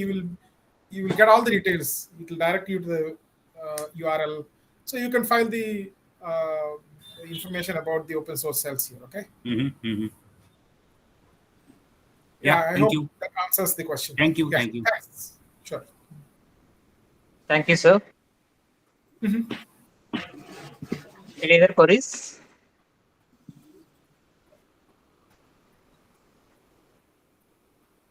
Okay, if you don't have queries, you can go to the next session. By Ganesh and Narayamurthy, sir. Thank you, Mr. Arjun Nag, sir. And welcome, Mr. Ganesan, sir. Good evening, sir. Good evening, Yeah, sir. good evening to all. Thank Okay, you sir. for inviting me to be part of this session. Thanks, Arjun. Um, Thank you, Arjun, for level setting some of the tools and libraries for VLSI. Yeah, as Arjun said, there are a lot of tools definitely available, as open source based, and even the academic institute can collaborate with all these teams too. Anyway, before this, let me start my presentation. Yes, sir. Okay. On behalf of PSNA College of Engineering Technology and Department of Electronics and Communication Engineering. We welcome you all for the ATAL sponsored 6-day online faculty development program on artificial intelligence techniques in VLSI design. Now we are in day 2, session 4 by our speaker, Mr. Ganesh Narayanamurthy sir, by the topic overview of VLSI designs, concept of AIML and AI VLSI tools. Now I kindly request Dr. M. Revati ma'am, Associate Professor ECE, to give the introduction about our today's speaker. I welcome you ma'am. Thank you, sir. Good evening, Ganesan, sir. Good evening, madam. Yeah. Today we are in the 4th session of our 6 days online FDP on artificial intelligence techniques in VLSI design. And for this session, our speaker will be Mr. Ganesan Narayanasamy, distinguished lecturer, UCSD founder, CEO, Object Automation and Semicon Dynamics USA. A brief introduction about Ganesan Narayanamurthy, sir. He is an accomplished investor, founder, and CEO of Object Automation System Solutions, where he leads visionary AI projects designed to address global challenges. With a focus on scaling high-impact companies and driving innovation, he is committed to leveraging global talent to rapidly expand on the international stage. Before his current role, Sir was a global leader for AI solutions at a stealth mode startup where he led strategic AI initiatives. His extensive 27-year career includes leadership in the open power and AI ecosystems, where he developed worldwide partnerships and training programs to support high-performance computing and AI innovation. Other key roles at IBM include HP Development Manager, Cluster Systems Development Manager, where he contributed to the development of advanced computing solutions. He began his career as a software engineer at Digital Equipment Corporation and holds a master's in computer science from Aragappa Chettiar College of Engineering and Technology, where he graduated with distinction. He has also been actively involved in various publications related to AI and HPC, including topics such as green computing and open power technology. So in the year 2015, he published on the topic Open Power ADG Workshop in Austin. And in the year 2012, his publication is headed as Implementation of Green Computing in IBM HPC Software Stack on Accelerator-Based Supercomputing. He's a forward-thinking leader committed to pushing the boundaries of technology to solve some of the world's most possessing challenges. So we are very happy to have Mr. Ganesan Narayanasamy with us. Welcome, sir. The floor is yours. Yeah, thank you. Welcome you sir.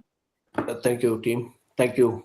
Let me share Share your the screen, sir. Okay. yeah.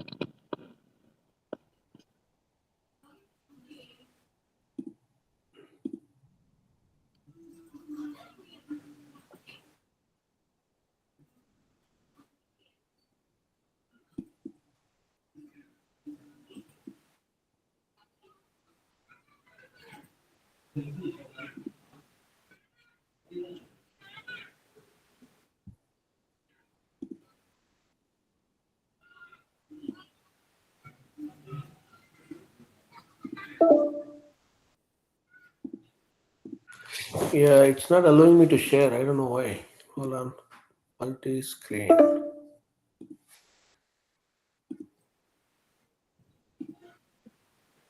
Sir, any Yeah. problem? No, I'm actually trying to share, but it's not. It's rejecting. Hold on. Entire screen. Hold on. Allow. Can you share? See my screen now? No, sir. Now? Yes, sir. Yes, sir. We're being, sir. Oh, okay. Yes, sir. So you can see it Yes, right sir. now. Yes, sir. Yes, we sir can see. Okay. Okay. Okay. Just to summarize, I mean, give you a brief, history about my profile. I started my career in IBM in 1996 as a kind of, like a kind of, chip to solution kind of a person, like where, we started working on some of the uh, very, like, very, I mean, powerful processor called Power, from IBM. Um, the version of that Power processor was 3, where IBM built a system to play a chess game with, the Gary Kasparov, called Deep Blue. The system name was called SP2 parallel, system. That's what SP2 parallel 2 systems. And that's where, like, I started, and the Power 3 has grown up to Power 10 currently, and now IBM did release, Power 10 version of that system, chip, as well as the system, which has been heavily put on use for the enterprise world. And also there were a lot of systems IBM built, to serve the world, with AI, high performance computing, all kinds of workloads. Until now, like, even Power 10, there was a feature in it called, the inferencing feature, as part of Power 10. Uh, Especially the AI inference, with the matrix multiplication feature. With that, like, people can use the, system as well as a chip for inferencing, the AI, uh, trained programs, the models and all. So that's how, I'm going to be talking various things, in next, like, 60 to, 80 minutes actually. Let's see how it goes. And also, please do interrupt me if you have any questions or anything.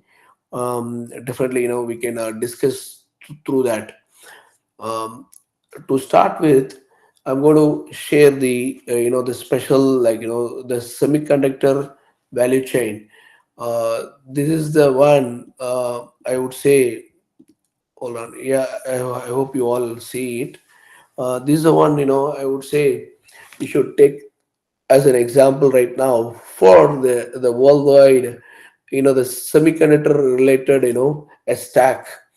I know, like, already, like, this is the fourth session of this FDP, but the, the value chain, what you are looking at here is very important. You can also take a, like, snapshot of it. This is where, like, all the companies and, all the tools and libraries, everything, going, being produced, and several companies, have been contributing to this, like, to this value chain. So, like, there are, three things, one has to basically look at right now, overall. That is designing, and then manufacturing, and then chip development. The chip development, mainly, on that. So, this is what, like, I'm going to be going through with you. If you see the design, yeah, you all should know the company names also, like, company names, what they're doing, and how they are actually working on, and who are all the collaborators, and what are all the tools and various platform and all the stuff. So, when you say, the core design, Broadcom and Marvel, these are the two companies, broadly, like, work with companies, many companies, and develop, things for them. Example right now, recently, OpenAI, they wanted to develop a chip, AI based chip, and they are basically collaborating with Broadcom to design a chip. What does it mean? Is basically Broadcom, will have some special IP, special IPs and other stuff, which they want, they can enhance as per the OpenAI requirement. Similar to that, Marvel is another company. People do reach and do collaborate and develop things on their platform. Already, like like kind of a library platform. That's what I would say. Tools and libraries, already they have, and the people can also, like learn from what exactly they have and all the stuff that we'll go through it. And then chip designer. So like companies like Intel, AMD, AWS, Google, Nvidia, and Microsoft. These are the people right now predominantly. Have do work with of other foundries and their own foundries, which they may, they have, work on, designing the chip, and is designing. It's not manufacturing. Sorry, it's a designing, and they have their own technology, to do that. And for example, Arjun mentioned about the Google Skywater. It is fully funded by Google, and where that's where they bring in e-fabless kind of a facility, that certainly is available for academics to work on. Similar to that, there are other companies, as I have it in my chart, they do that too. And these are the companies where people can tie up and and work on that too. Like for example, they use you see here the EDA, electronic design automation companies like Synopsys, Cadence, and Siemens platform for their chip design. And also the IP, they use ARM, Synopsys, and Cadence. So the IP libraries, which they will use it to for their, the chip design online platform, actually, whatever they provide, for their users. And then you see, this is a particular thing, and mostly like right now, Nvidia and Broadcom are the companies, like a 50% of the market share, the world, for the entire chip design and chip even manufacturing, kind of a the business, they basically work on. And the remaining, all other companies, all the market share. Anyway, I will also go through the market share thing also, because that's very important, because where you want to invest time, and students can invest time on that too. What tools they can work on and all the stuff. And then manufacturing, this other stack, that's actually a huge one. And this is where, like many things can happen to even today's world. Looking at 2 nanometer, the size of the chip, I'm talking about here, how big this, the size of the chip, how small, all the stuff. So right now, the e-fabless, the free one, which is actually like kind of 130 nanometer, and also they are working on a target of 90 nanometer this year. That's where they are giving a platform for academics to work on. Whereas we have companies like TSMC and Samsung. They are looking at a 3 nanometer chip, working with IBM. And especially Samsung already made one design, and now they are working on the real production kind of a thing. And similarly, TSMC is also having a target of 2 nanometer chip manufacturing facility, a fab, which they created. And now they are working on that too. So like that, Intel is also, like collaborating with companies to make a plan, for the reduced number of a nanometer node. That is also, like work in progress on that. So so all these things, uh, you guys need to know about it. And as you see, the fab equipments, litho, deposition process, and etch, all these things also, like one has to know. We will walk, go through some of them. And then um, implement some of the all these parts and the tools and everything. One of the companies called Applied Materials. In India we have the Applied Materials are there in Chennai. I mean, it's going to be in Chennai, and we have in Bangalore and other places too. And packaging and materials and testing. The packaging is also very important. How well you package the chip so that the chip can be used by the people, and that also, we have some presenters as part of this FDP. They will be talking about deeply into it, and you will get to know everything. In and out of packaging too. And I think tomorrow my colleague, Dr. Farang, will be explaining about that too, deeply on that packaging part. That single part is a big industry. There are a lot of opportunities are there in that too. So as you see in the chart, I'm not moving actually because there will be a lot of content will be there, but this is actually the one which you can use it as a kind of indexing, for your future. And this is the latest and the greatest, the index, kind of a semiconductor value chain. And then as I said, the GPUs and ASIC development, all these on the chip side, top companies doing it: Google, Nvidia, AMD, Intel, Microsoft, Cerebras, GraphCore, AWS, all these people develop GPUs as well as ASIC, GPU and ASIC, for the CPU and all. Yeah, it's basically a real chip. They develop, they produce it. And then inferencing focused, as I said before, started with the Power 10 IBM system. Already created a chip, with the inferencing feature, which is for AI, specifically special things, you can do with the data. That also I will walk you through on that, some of them.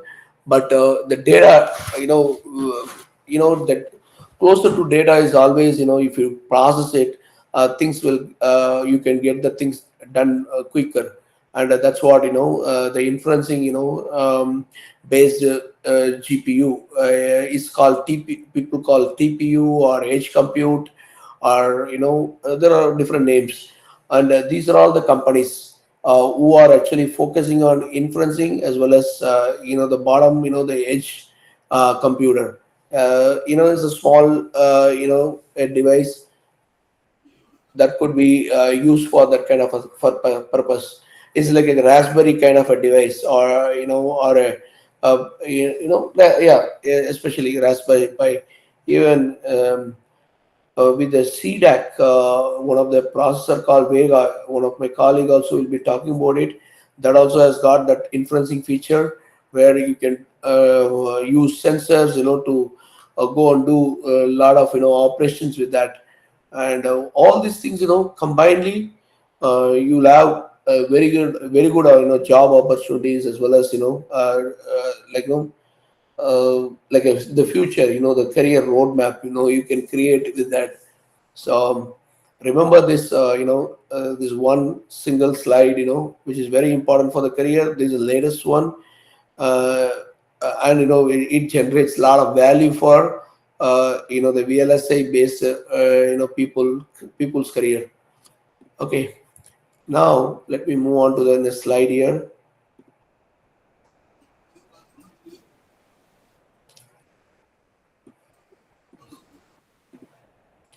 Okay, so what you see here is the AI semiconductor value chain, where we discussed about the key players and processes involved in designing, manufacturing, and packaging AI chips.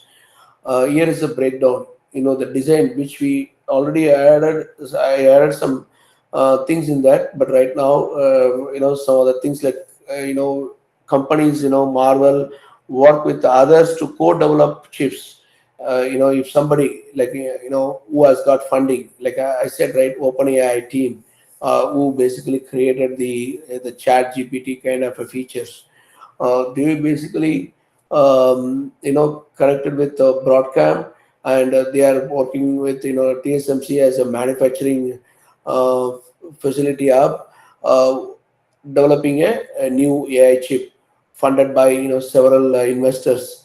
Similarly, people can connect with with these companies and create wonders with the with your own chip for the specific features which you can develop. Chip designers, major players like Intel, AMD, Nvidia, AWS, Google, and Microsoft design chips, and electronic design automation, Synopsys, Cadence, Siemens provide tools to design semiconductors. So all these things, all these guys, each and every area, where you can take a look. It's not that one person you have, and you have only less number of opportunities. There are a lot of companies who are working on this area, I mean platform, and you can take a look at it and see where all the opportunities and where all the tools, the libraries exist, and learn from that, and go it from it. In addition to that, there is an open source world also, where you can dig into more, and you can contribute to that the particular tools or libraries as part of the open source world too. That also I'm going to walk through that, and you'll get to know some of the things in that too. Let's move on. Manufacturing, as I said, the manufacturing, the water, the fab require equipment, lithography. ASML provides advanced lithography machines, deposition and etching, Lam Research, TL, ASM offers solution for creating and refining chips. Process, companies like KLA, Camtech, and Onto manage chip making processes. Ion implant, CMP, Applied Materials works on implanting ions for conductivity and chip surfaces. So it's like a kind of a complete, a deep dive here. We are in a like bits and pieces of the chip manufacturing process here. As we speak, we don't have in India, a fab created. A lot of small artificial fabs are there, but not real fabs. When you want to see any fab demo, you may need to travel to the Taiwan, or or Korea or Japan, or US. These are the places mostly. The fabs are there internationally, and foundries, key manufacturers like TSMC, Samsung, and Intel handle chip fabrication. So these are all the key companies, which you can tie up and collaborate, and see what you can do as part of manufacturing. And packaging, as I said, there will be a deep dive on packaging from one of my colleague. The packaging provides, the providers basically, the ASC Group, TSMC, Samsung, JSET, and Intel package the chip for use. Other packaging solution, BSI specializes in the space. So this also applying AI features with 3D modeling, and many latest training and other stuff. There are a lot of things, features have come in. Yearly once, in US there is a packaging conference happens, and which that itself kind of a 4-day 5-day conference, where all these companies, the different companies will come and showcase and demonstrate the platform and the features and all the stuff. And that also it's a good opportunity for you guys to take a look at that. Definitely Dr. Farang will be talking about that too. Let me move on here.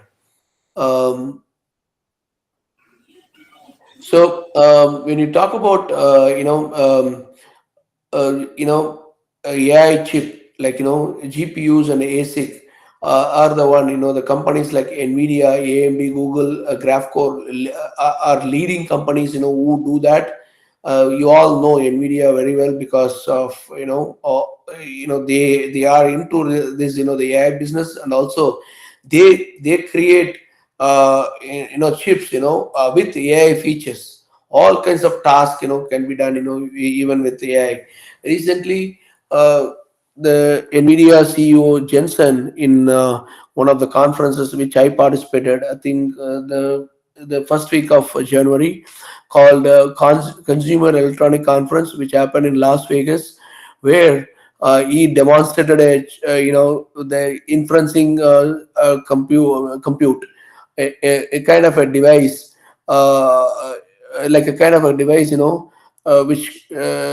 which can do a supercomputing kind of a capabilities, that is bringing it to your nearby data, like where you can use that with your for inferencing your the model, so that you can I mean it can check the data and validate it, and then tell you whether uh, whatever you want to validate is correct or wrong. That kind of a feature he is bringing it, so that shape with a powerful inferencing kind of feature is going to rule the world. Actually, a lot of people do have interest, and they want to try it out. That's Nvidia. Similarly, AMD, Google, and the Graphcore also working on a different size of platform and different things, and seeing seeing all these, certainly there will be a lot of good the featured the chip devices, the inferencing devices will come in soon too. Inference focused chips, as I said before, like test torrent, Grok, D matrix, and others create chip optimized for inference. And then edge chips, firms like Qualcomm, Nvidia, Apple, again, why all these companies again and again coming, they are Qualcomm is one of the the mobile chip development company, and they are located in San Diego in California. They are headquartered in San Diego, where they develop a lot of mobile chips for inferencing, and that's where it is edge compute. It's like a mobile for size computer, like where they develop chips. And then Apple is one of the other company who basically make mobiles, and they already created their chips, their own chip, and it is under right now usage with iPhone 16 kind of phones, and then they will chip for edge applications, low power real time processing. So that's where it brings in more advantage, very low power. It has to be low power. If you use high power, suddenly at the place where the data is there, it's a remote place, so the data, you may not be able to access it. You may not be able to keep your mobile up. I mean, if it is not low power, you need always the power to generate, and you need my like watts of power, so many the power usage will come in. That's why uh, people focus on the low power on the chip, especially edge chip or inferencing chip. Okay, so this chart is also very important, where highly focused on AI here, and also at the edge platform, and the GPUs and ASIC is for supercomputer GPUs, CPUs. Okay, so move on to the the next slide. AI features embedded in chips can significantly enhance efficiency, precision, and innovation across the design, manufacturing, and packaging. That's a thing, stages of the semiconductor value chain, and how in each and every area it is applied. That's what I'm going to go through that right now. You see here. AI can revolutionize semiconductor design by automating and optimizing process, leading to faster and more efficient chip development. So, what does it mean? Why it was not there before? Yes, because once the AI, it brings in some kind of a feature where a repeated task can be automated. So you all know that repeated tasks, there are a lot of repeated tasks will be there, and what we do is we put all those repeated tasks and create a model, and I mean train with more data, and then the model will work as an inferencing system for us later on, to basically do the validation for us. And where all the repeated task will be there, and how this can be automated. And that's what we are going to go through. So so you see here the applications, the high level applications, which we are going to look at it, not the specific tools right now. So EDA is an important stage, in the chip design, design automation. That itself, tells a lot of automation will be done, and AI improves simulation, verification, and layout optimization tools provided by companies like Synopsys, Cadence, and Siemens. These are the three companies predominantly produce commercial tools, the EDA tools, which are used for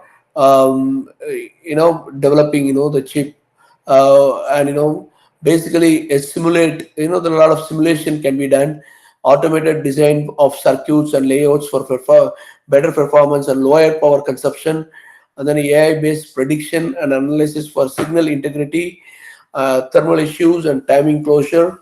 All this stuff can be done on that. So I'm also going to walk through, some of my colleagues also would be doing it, a open source based tool, what you can do with that. And there are a lot of AI features added to it. And a open source tool is for what? Like basically to learn more about what's happening inside. You can go through the code and you can modify it, and if there is a need, you can also contribute to it and then see how it works from your side of the innovation. So you can innovate more with the open source based tools actually. And that's where the academicians can bring in more features to it, and also create more, develop more self awareness about the tools and platforms, especially AI based tools and platforms for EDA development. And then generative design. AI algorithm can generate optimal designs based on performance criteria like speed, power, and area.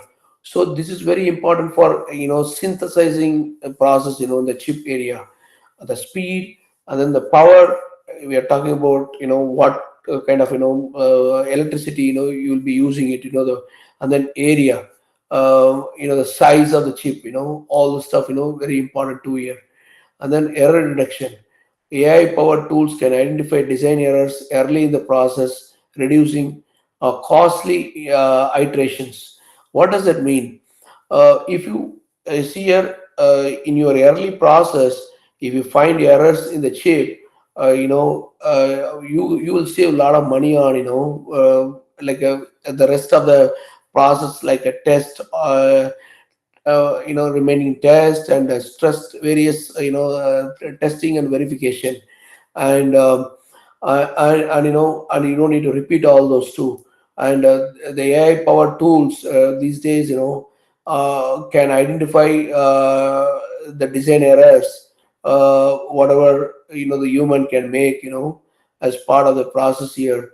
So as part these are all happen in the industry right now. And all one has to learn how to use the tool and apply the tool for finding out the designing errors.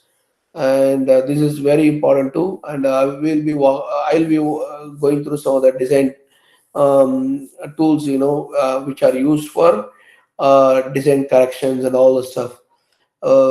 And system level design. The next one, AI enables co-optimization of hardware software interfaces for AI centric applications like GPUs, inference engines, and edge processors. And the IP optimization. That also AI improves the design and integration of licensed IP cores.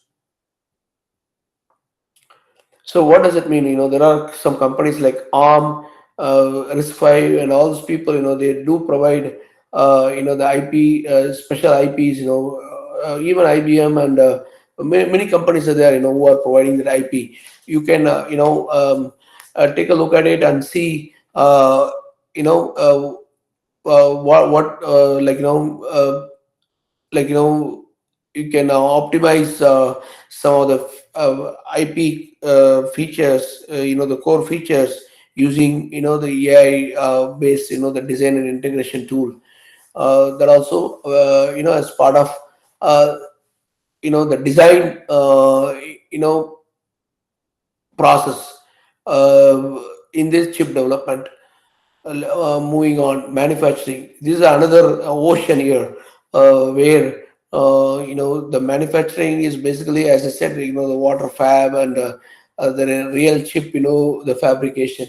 AI plays a crucial role in improving semiconductor manufacturing process, reducing defects and optimizing resource usage. And that's very important.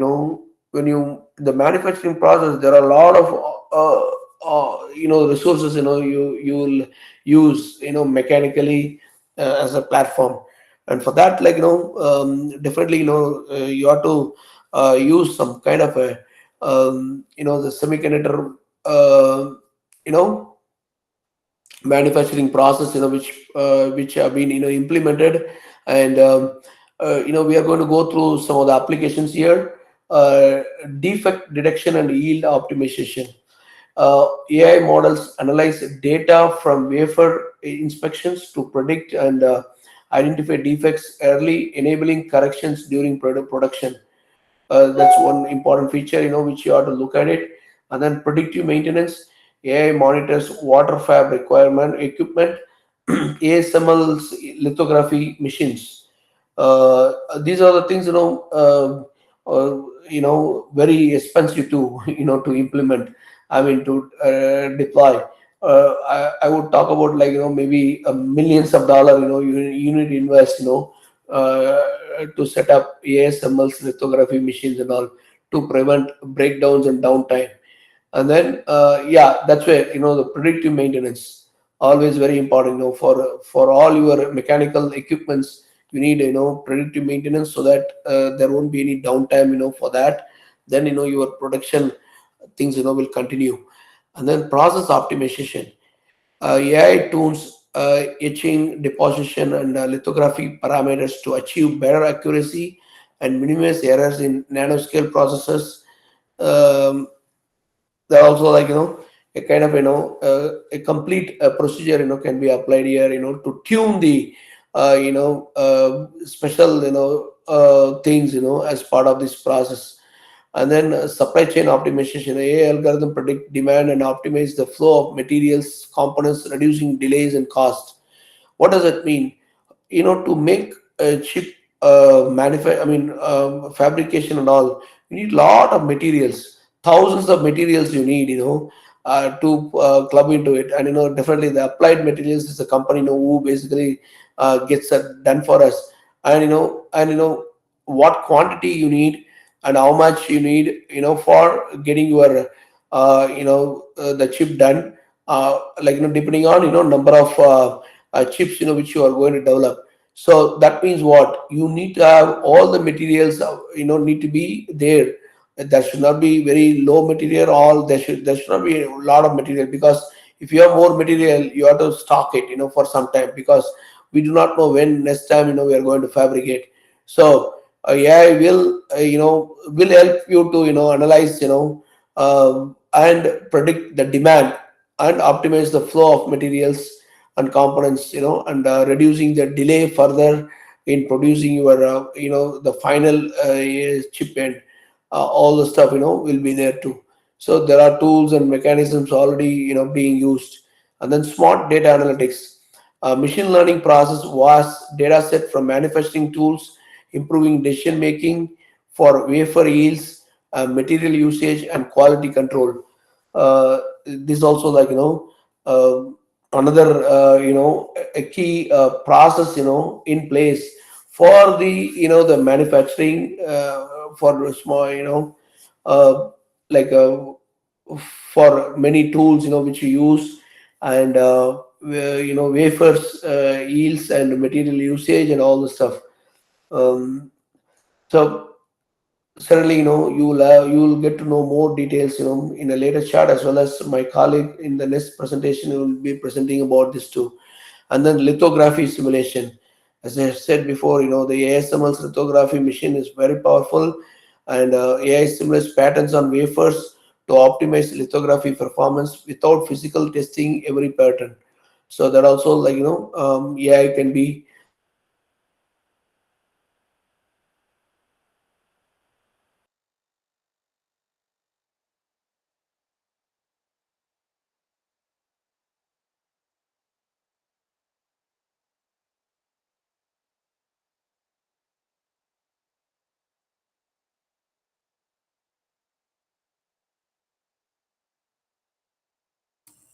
Participants, kindly wait.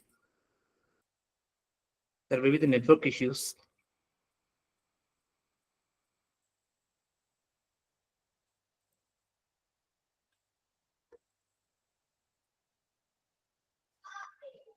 Participants, kindly wait. There will be the network issue.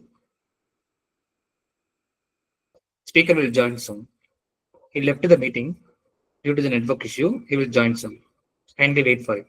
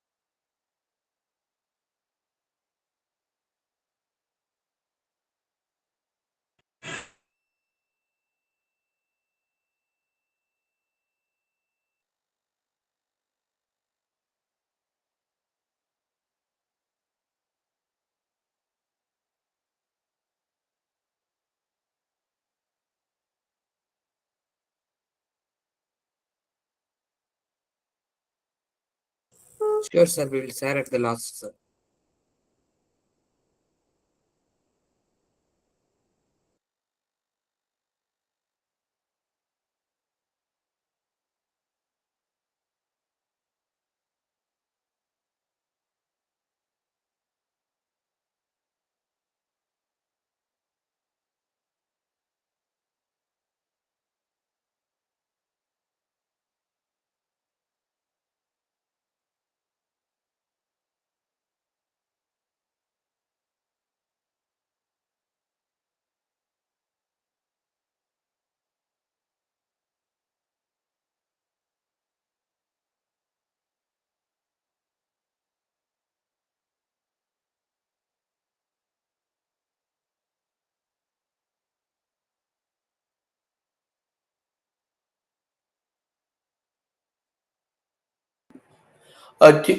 Madam, you're able to hear now?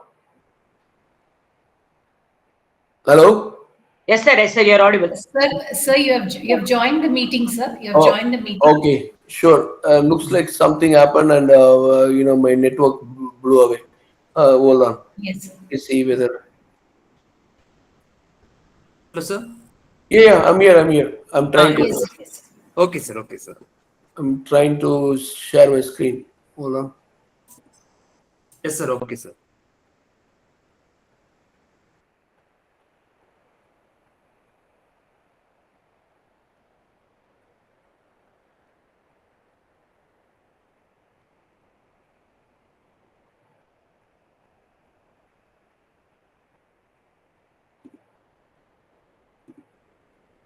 Yeah, can you hear me? Can you see the screen now?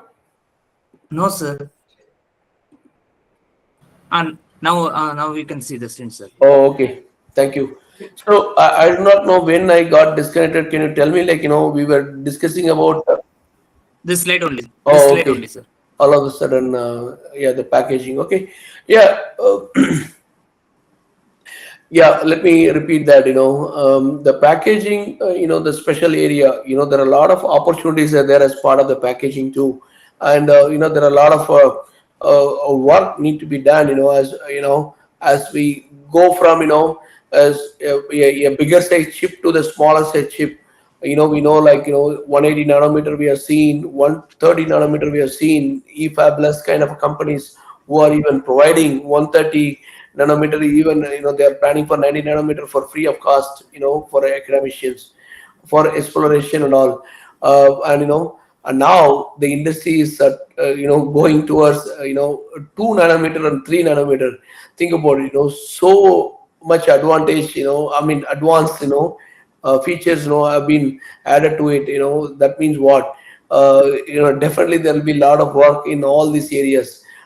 Advanced thermal management, and defect detection in packaging design automation, optimization, predictive modeling, process automation, material selection, all these things, where AI can be applied here. AI features can be applied here, especially like some of the areas where robots can be uh, deployed to, like the process automation. As part of that, AI powered robots handle precise tasks like bonding, assembly, and testing in advanced packaging flows. And as we go from uh, like like a manual things to the robotic stuff, there will be lots of work need to be done, and it's not just simple automation can do, to monitor the robo and how it is done, and operate it. A lot of human interventions required, and even human intelligence is required here, to get go through the complete package. And even because of all the security reasons, a lot of countries wanted to develop chip in their own premise, I mean in their own land.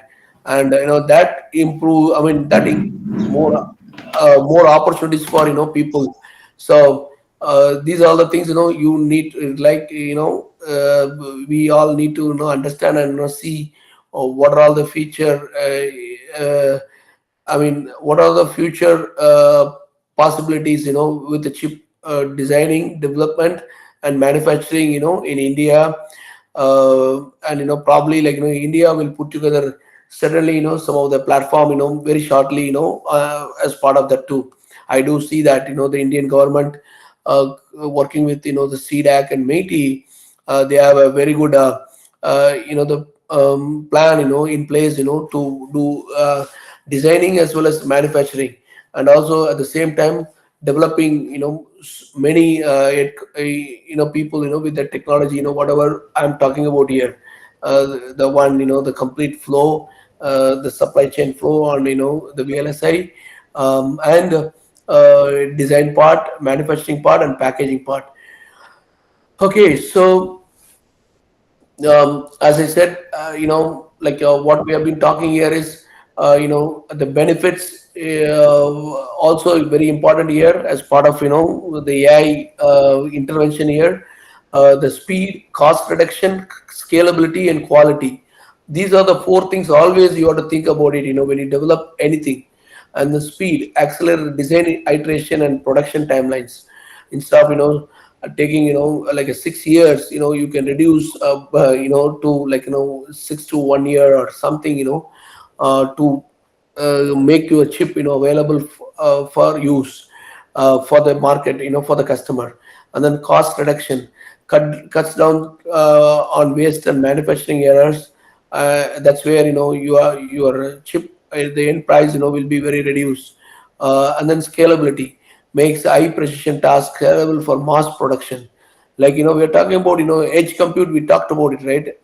Like like what about Nvidia recent to the edge device, like a kind of a supercomputer kind of a device.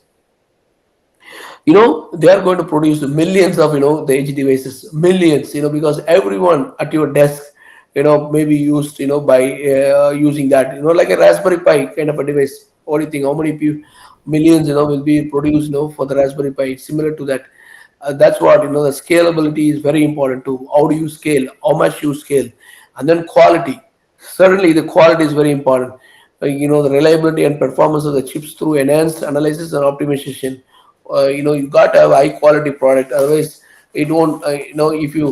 If you promise something and if it doesn't work, it's not going to be useful for the product development, whatever you want to use it for. So remember all these things as part of the whole process here. And then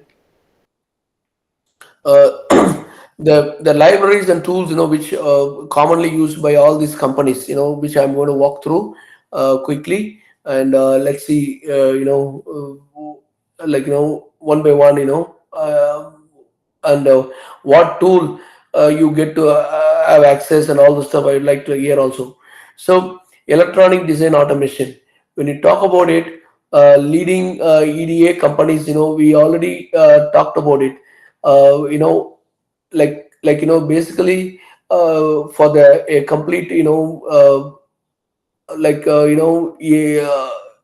VLSI design process, like logic synthesis, placement, routing, and timing. We use all this company's tool. Cadence Cerebrus by Cadence. AI driven chip yeah, this is a tool, like which probably some of you already paying to Cadence, using it. But there is a equivalent, not equivalent, but you can do things with that. Open source tool also available, which we are going to I'm going to touch upon. And AI driven chip design optimization for better performance, power performance and area.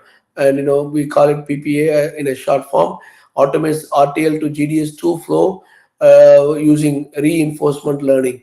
So these two things, uh, you will get as a tool to do the things for you, but you may not be able to see what's inside and all the stuff, what they have done, with the code and other stuff. But if it is an open source one, you yourself, can open it and and check it out.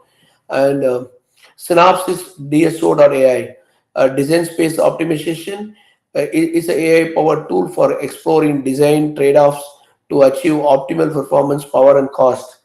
We have separate trainings available on all these tools, and certainly, if you are champion in using these tools, you'll be paid more. And also you'll have a lot of future in the company, as a EDA specialist or EDA architect, or the senior EDA lead. And then the optimizes placement, routing, and clock tree synthesis. And then Siemens EDA AI solutions, A for design rule checking, that's DRC, layout optimization, and design verification. And then ML assisted debugging for faster error resolution. Oh, the previous speaker Arjun, he is from the design verification team. That's a big ocean. There are a lot of people needed for design verification. Because that's the area where you save a lot of money. We talked about the cost reduction, right? Design verification is the area where people spend more money on cost reduction. I mean, future, like you don't need to get into develop the repeater chip or repeater process and all the stuff to reduce that. You got to do all those while design verification time. So the Siemens, one of the famous companies, do have that solution. And then Xilinx Vitis AI. Right now, Xilinx is acquired by AMD, and they are one of the companies who basically produce AI based the FPGA based AI accelerators. So which can be used for testing your chip. Testing your design before you put the design into fabrication, manufacturing.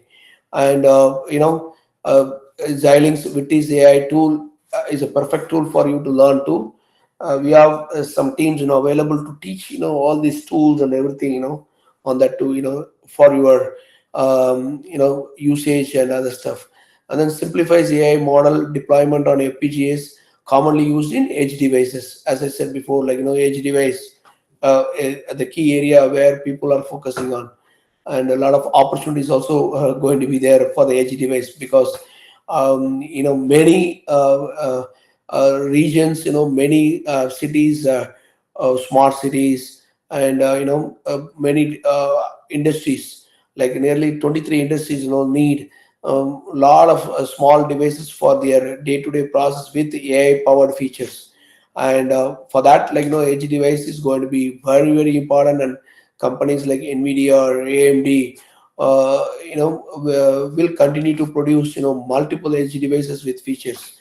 And then ANSYS HFS and AIML, AI-driven simulation for electromagnetic field analysis and thermal management in IC packages. So the whole, the hierarchy of, the EDA stack, you have to learn, and you have to incorporate, as part of your, the chip design process. So these tools, widely for EDA and AI, the Python based libraries. So certainly, the Python is applicable even in VLSI design. There are a lot of VLSI based, libraries now, getting into Python uh, code level, and the PyTorch and TensorFlow. These are the models, libraries, one can use to build custom AI models, tasks like predicting timing delays, fault detection in circuits, chip layout optimization, and all. And certainly, you will get to know more when you use open source based tools as part of this process. And then scikit-learn, this is also another tool, a library, which you can use for statistical modeling, clustering, anomaly detection in chip data. That also, we have some experts, who can get you trained more, because it takes, there is a separate a class for, 3 days to 5 days, on this kind of a library learning and all the stuff, how to implement it, as part of your process. And then Keras simplifies, another library, simplifies DL model development for specific VLSI applications like thermal analysis and defect prediction. All these things, openly available. You need to learn and, implement it. And then SD Boost, used for fast and efficient decision tree algorithms in yield prediction and manufacturing defect analysis. So, yeah, start learning these tools, and also experiment, with a little feature, like with a real a tool or something, and then see how this has been, optimize getting optimized, using AI features here. um, is about AI libraries here, AI tools for VLI verification and testing, and these are important area which I said out before. The design verification, which will reduce your cost, for the development and design development of the chip. And mentor Tessonant, Siemens EDA, AI enhanced solution for design for testability and test pattern generations, detects defects in logic, memory, and interconnects. So, finding a defect, error in your design process is very important. And also, like, the severity, like, what kind of a design issue you are finding, and how you are going to address the design issue in future. All the stuff are very important, as part of this, the whole process here. So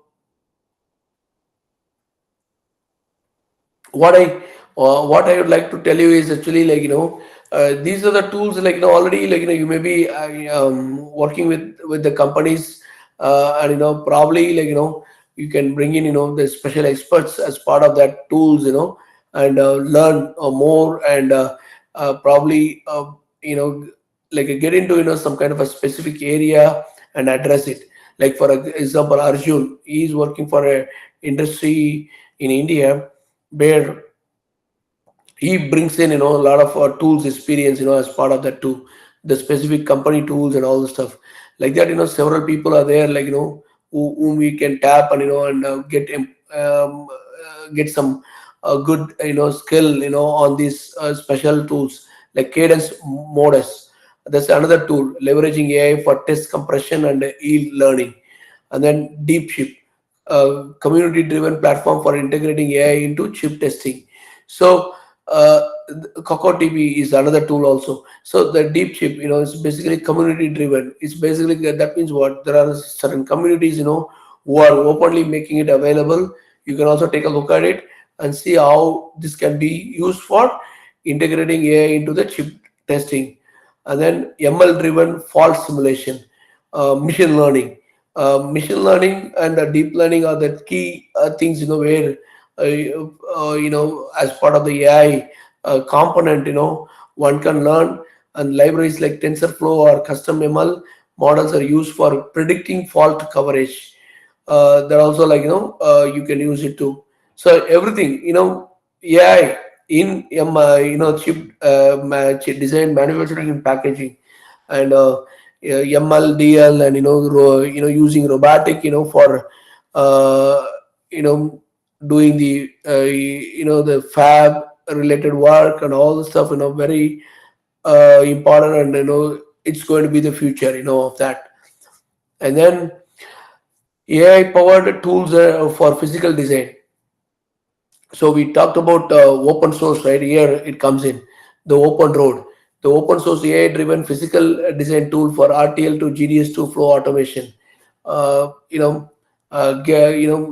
it's basically developed by one of the professors in UCST, University of California San Diego, where I teach here. And his name is Andrew Kong. And he got funded by the government agency called DARPA. As part of that, in 2018, he started working on developing a open source based EDA tool called Open Road. And that works very well, actually. Like, there are a lot of trainings we have done as part of that. And also with IBM open source based core, we are also, like, we also worked on developing a chip also.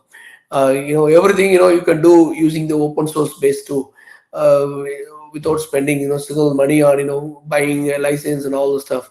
And then is basically, uh, the tool is focusing on scalability and efficiency in academic and industry context, and that's very important. And I'm going to walk you through some of the stuff there. And then Dream Place, AI powered placement tool using PyTorch for faster place and route steps. And then Align, analog layout automation, AI driven automation for analog and mixed signal layout generation. This is also another tool, like, which one can learn for analog and mixed signal layout generation. So um, I'm going to be touching upon some of the physical design stuff using Open Road. And certainly applying the IBM open source based tool called Open Power Microwatt after this. And then this AI for as part of this, the tools and libraries, what is available. AI for semiconductor manufacturing, tools for yield optimization and defect detection. You see here Applied Materials provides multiple tools and multiple platform for you to focus on manufacturing. And they basically do have a platform for semiconductor manufacturing, focusing on yield improvement and process control. And the KLA 10 core AI tools, advanced inspection and metrology system leveraging AI for defect detection. AI symbols lithography AI, AI models optimize lithography process parameters for nanoscale precision. And these are all the things also you can get engaged to as part of manufacturing. So we covered the EDA tool. We covered some of the AI based tools for apply using machine learning and deep learning. And we also covered the uh, you know the physical design, verification and testing and manufacturing. And then open source tools for VLSA with AI. So the open lane, that's a one, the open road uses for uh, integrating the physical design and provides tools for RTL synthesis, placement, routing. And then magical AI enabled tool for analog circuit layout generation. Q4 open source PDA suite incorporating AI for design optimization. So AI powered performance analysis.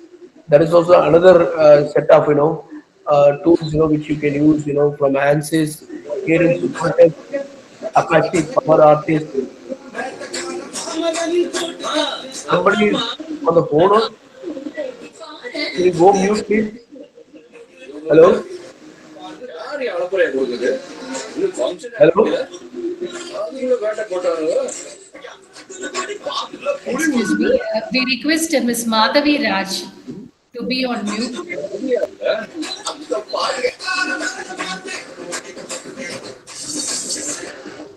Ms. Madhavi Raj, please be on mute. Maybe, madam, Yeah. you Yes, can yes. mute the session. We can mute it. Oh, yes, sir.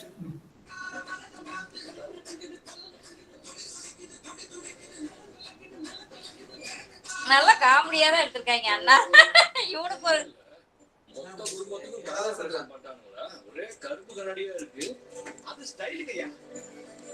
சல்லாமிக்கு விட்டுறாத நீ என்ன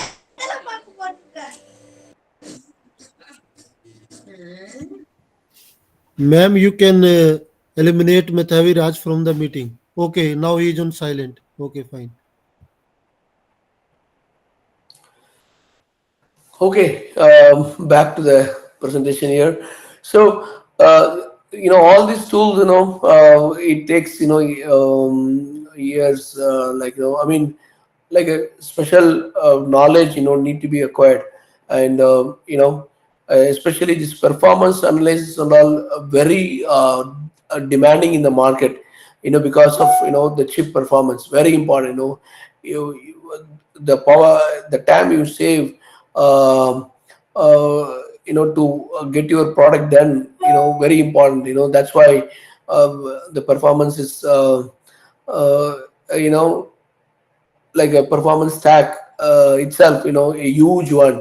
And ANSYS, Cadence, Walters, and Apache Power Artist.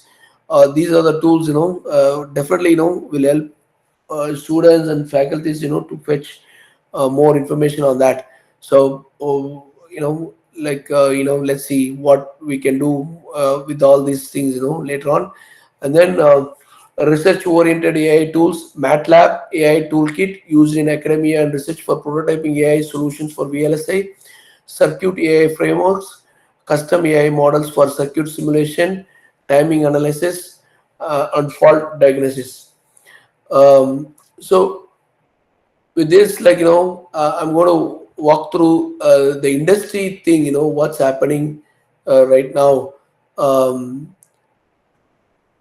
You can see that, right? My slide deck. Okay. So this is the latest, display which I got it from a colleague recently, during the CES time, when I visited Consumer Electronics conference. And these were 10 top semiconductor companies by market cap. And we talked about it. See here in that value chain, whatever I showcased, everything, all these companies are there. Nvidia, TSMC, Broadcom, ASML, Samsung, AMD, Qualcomm, Texas Instruments, ARM Holdings, and Applied Materials. These are companies, have most of their market share, for the semiconductor industry. And then the countries, India is, yet to be, creating value. I mean, creating things, in the fab, the fab and all the stuff, manufacturing and, the packaging and all. but India has got already leads in designing. There are a lot of companies. All these left hand side companies do have office in India, where getting a lot of design work done in India, design verification done. Most of the things which doesn't require fab, getting it done in India too. But all other countries like US, Taiwan, Netherlands, South Korea, UK, Japan, China, Germany, do have a lot of things in all three angles. Like when you talk about design, when you talk about manufacturing, when you talk about packaging, all three areas where they are solid in. So I just wanted to give you a glimpse of it, so that you know where we are, where the countries are, how they are actually working on. Even abroad opportunities people can get based on the skills and development. Let me move on. Um, we have time actually. I'm going to walk through the open source stuff. What tool exactly you need to learn? Probably some people would have shared with you, but it's more more to learn from many people. So, open revolution. What does it mean? It's basically innovation and accessibility. Easily you can access anytime. When you want to download, you can download, and then you can start working on it. And the innovation, certainly, it enables multiple level of innovation. From the source to the the chip development kind of innovation, where you can go and add features to it, and that's where very important.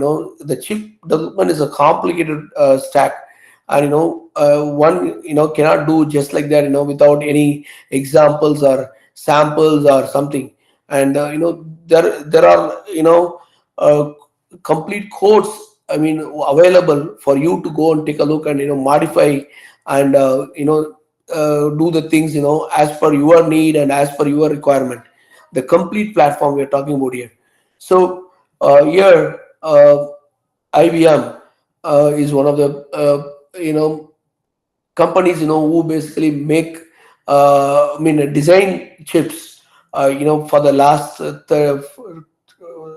40 years, and they have been there for their specific customers. IBM has been developing, design, develop, and manufacture the chip for their customers, like a mainframe, as well as IBM power, the power based systems and all. So IBM open source some of the components.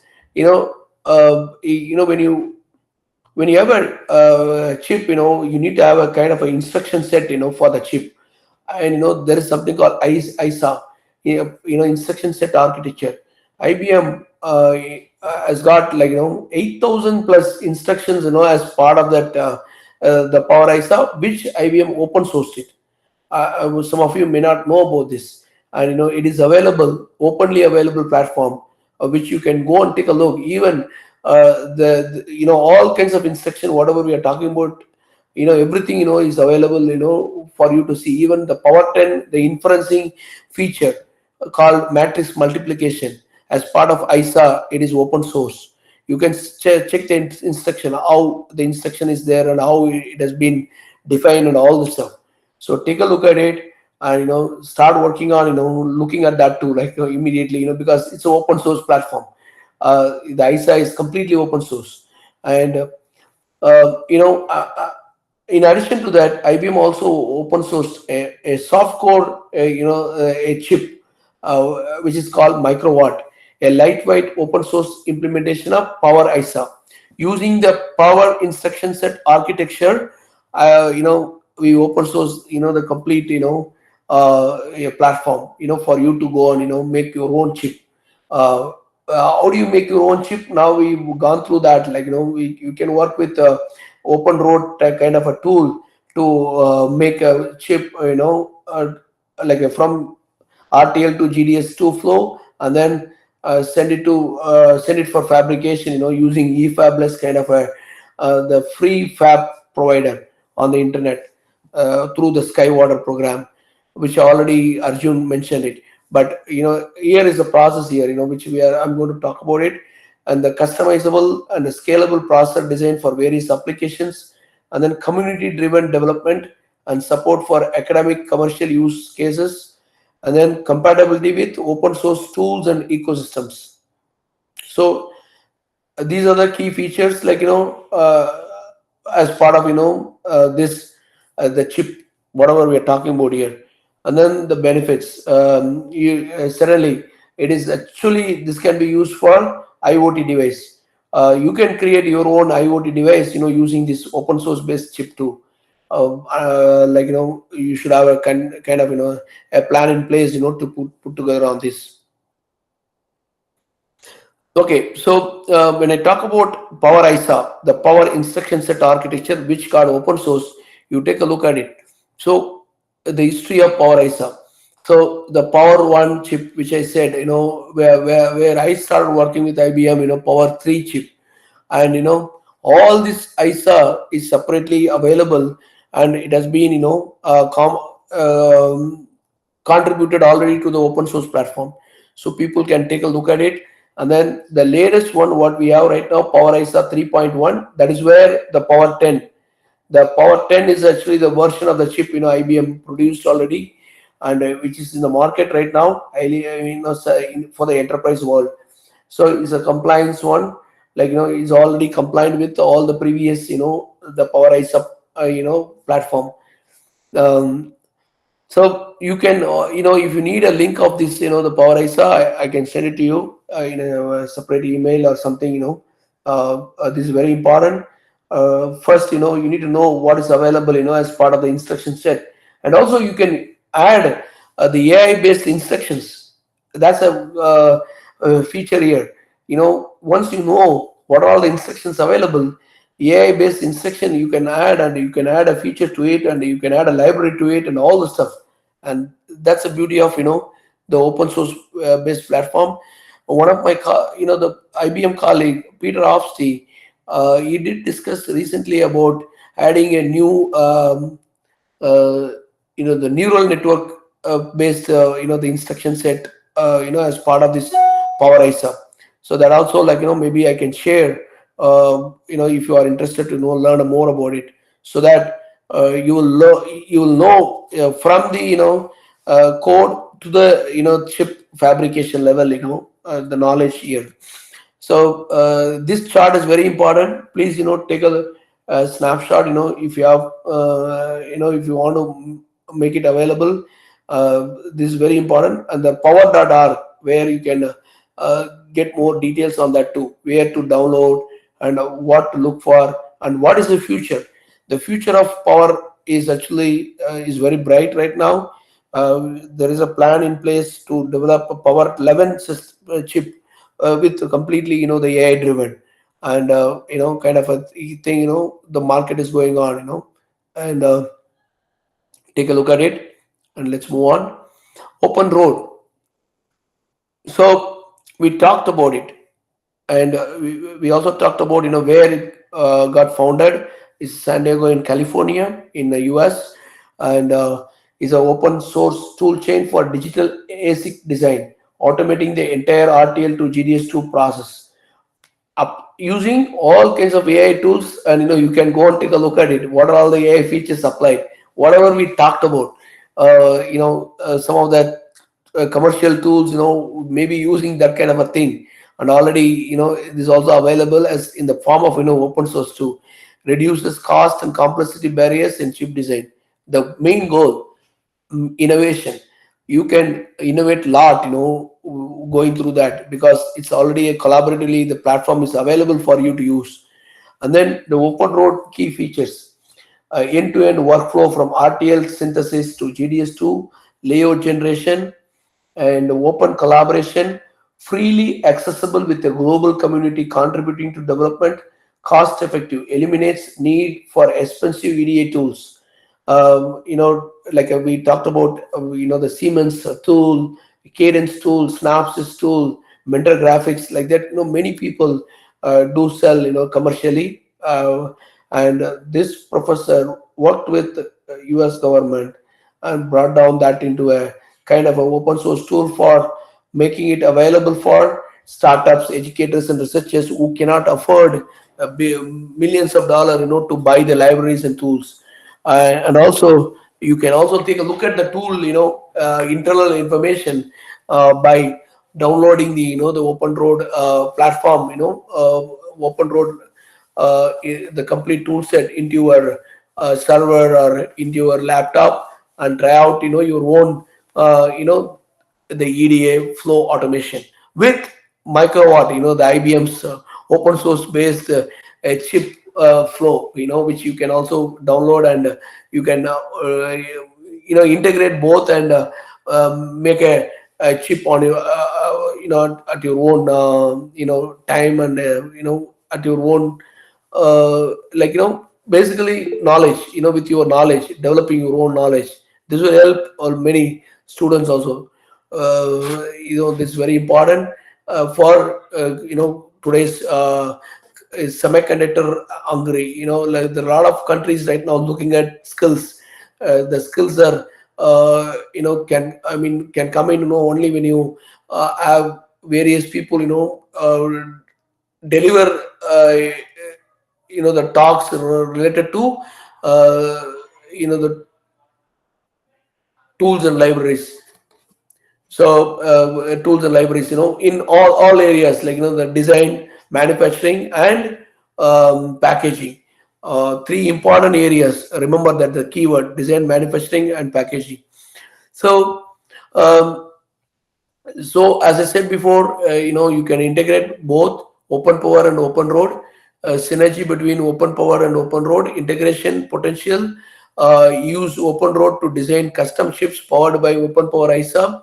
End-to-end solution. Yeah, even ISA is also open. Instruction set, various instructions. We are talking about 8,000 plus instructions. You can see it, what exactly it is and all. You can also add new instruction, provided the community accepts that instruction as a kind of a common instruction for everyone to use. And then end-to-end solution. Open Power enables processor innovation, while Open Road simplifies design flows. Applications, academic projects for processor and chip design, prototyping by startups for AI, HPC, and IoT solutions. All these places where you can use the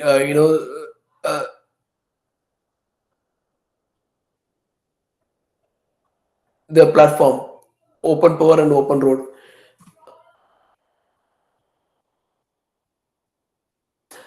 Application and use cases.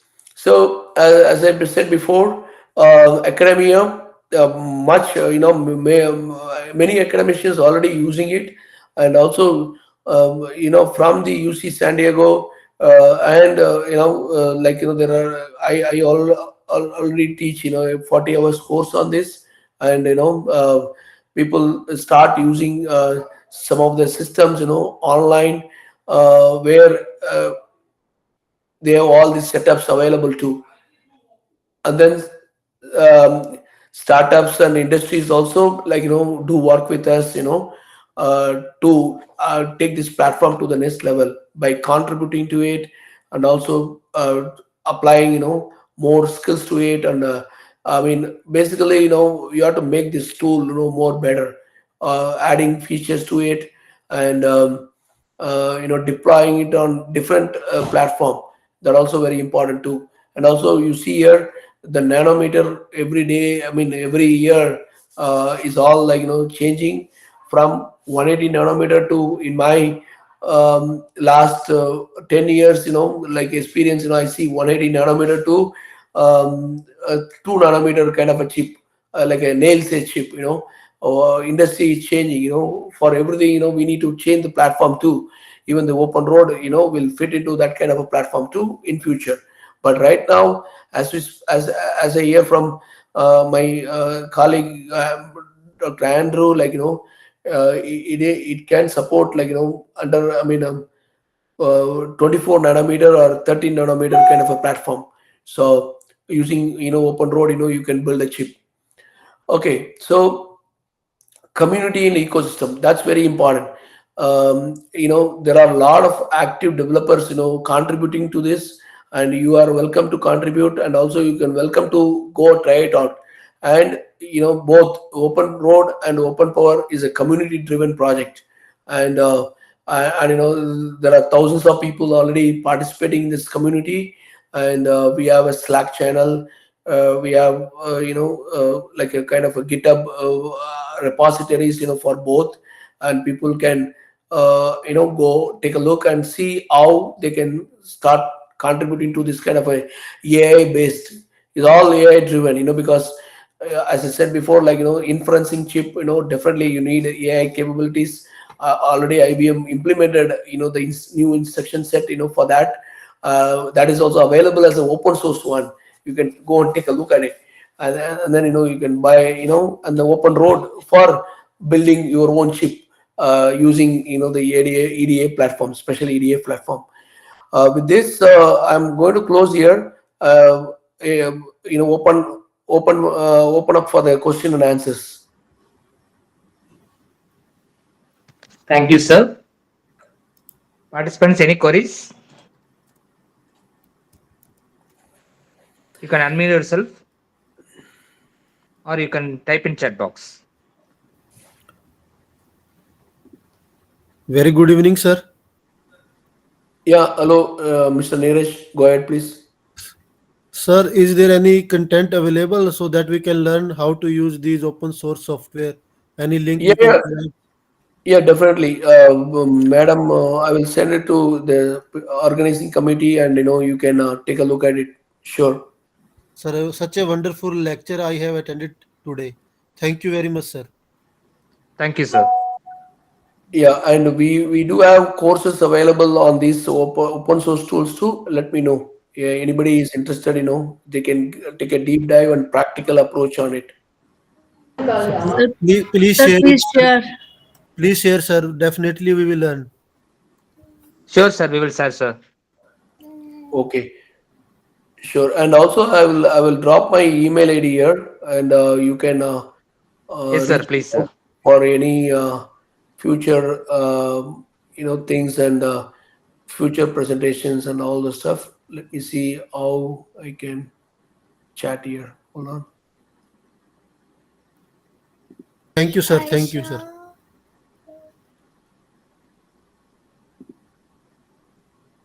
Yeah, I'm sending a message. Please take a look.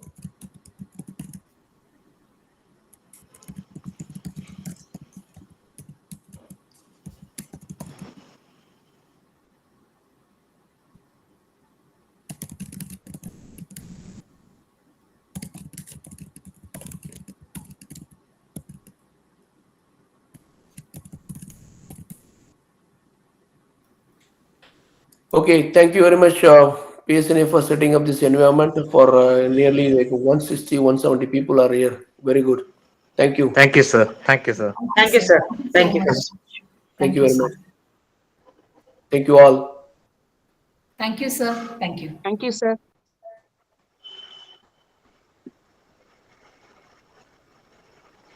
Thank you, sir.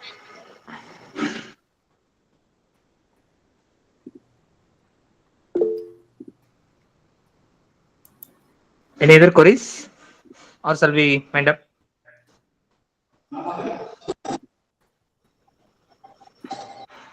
Somebody raised their hands. Yes, ma'am. Imaya Zane. Any doubt?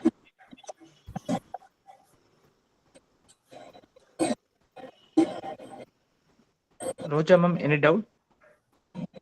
Madam, you're not audible. No, sir. Yes, ma'am. No, okay, ma'am. Yes, Okay. okay.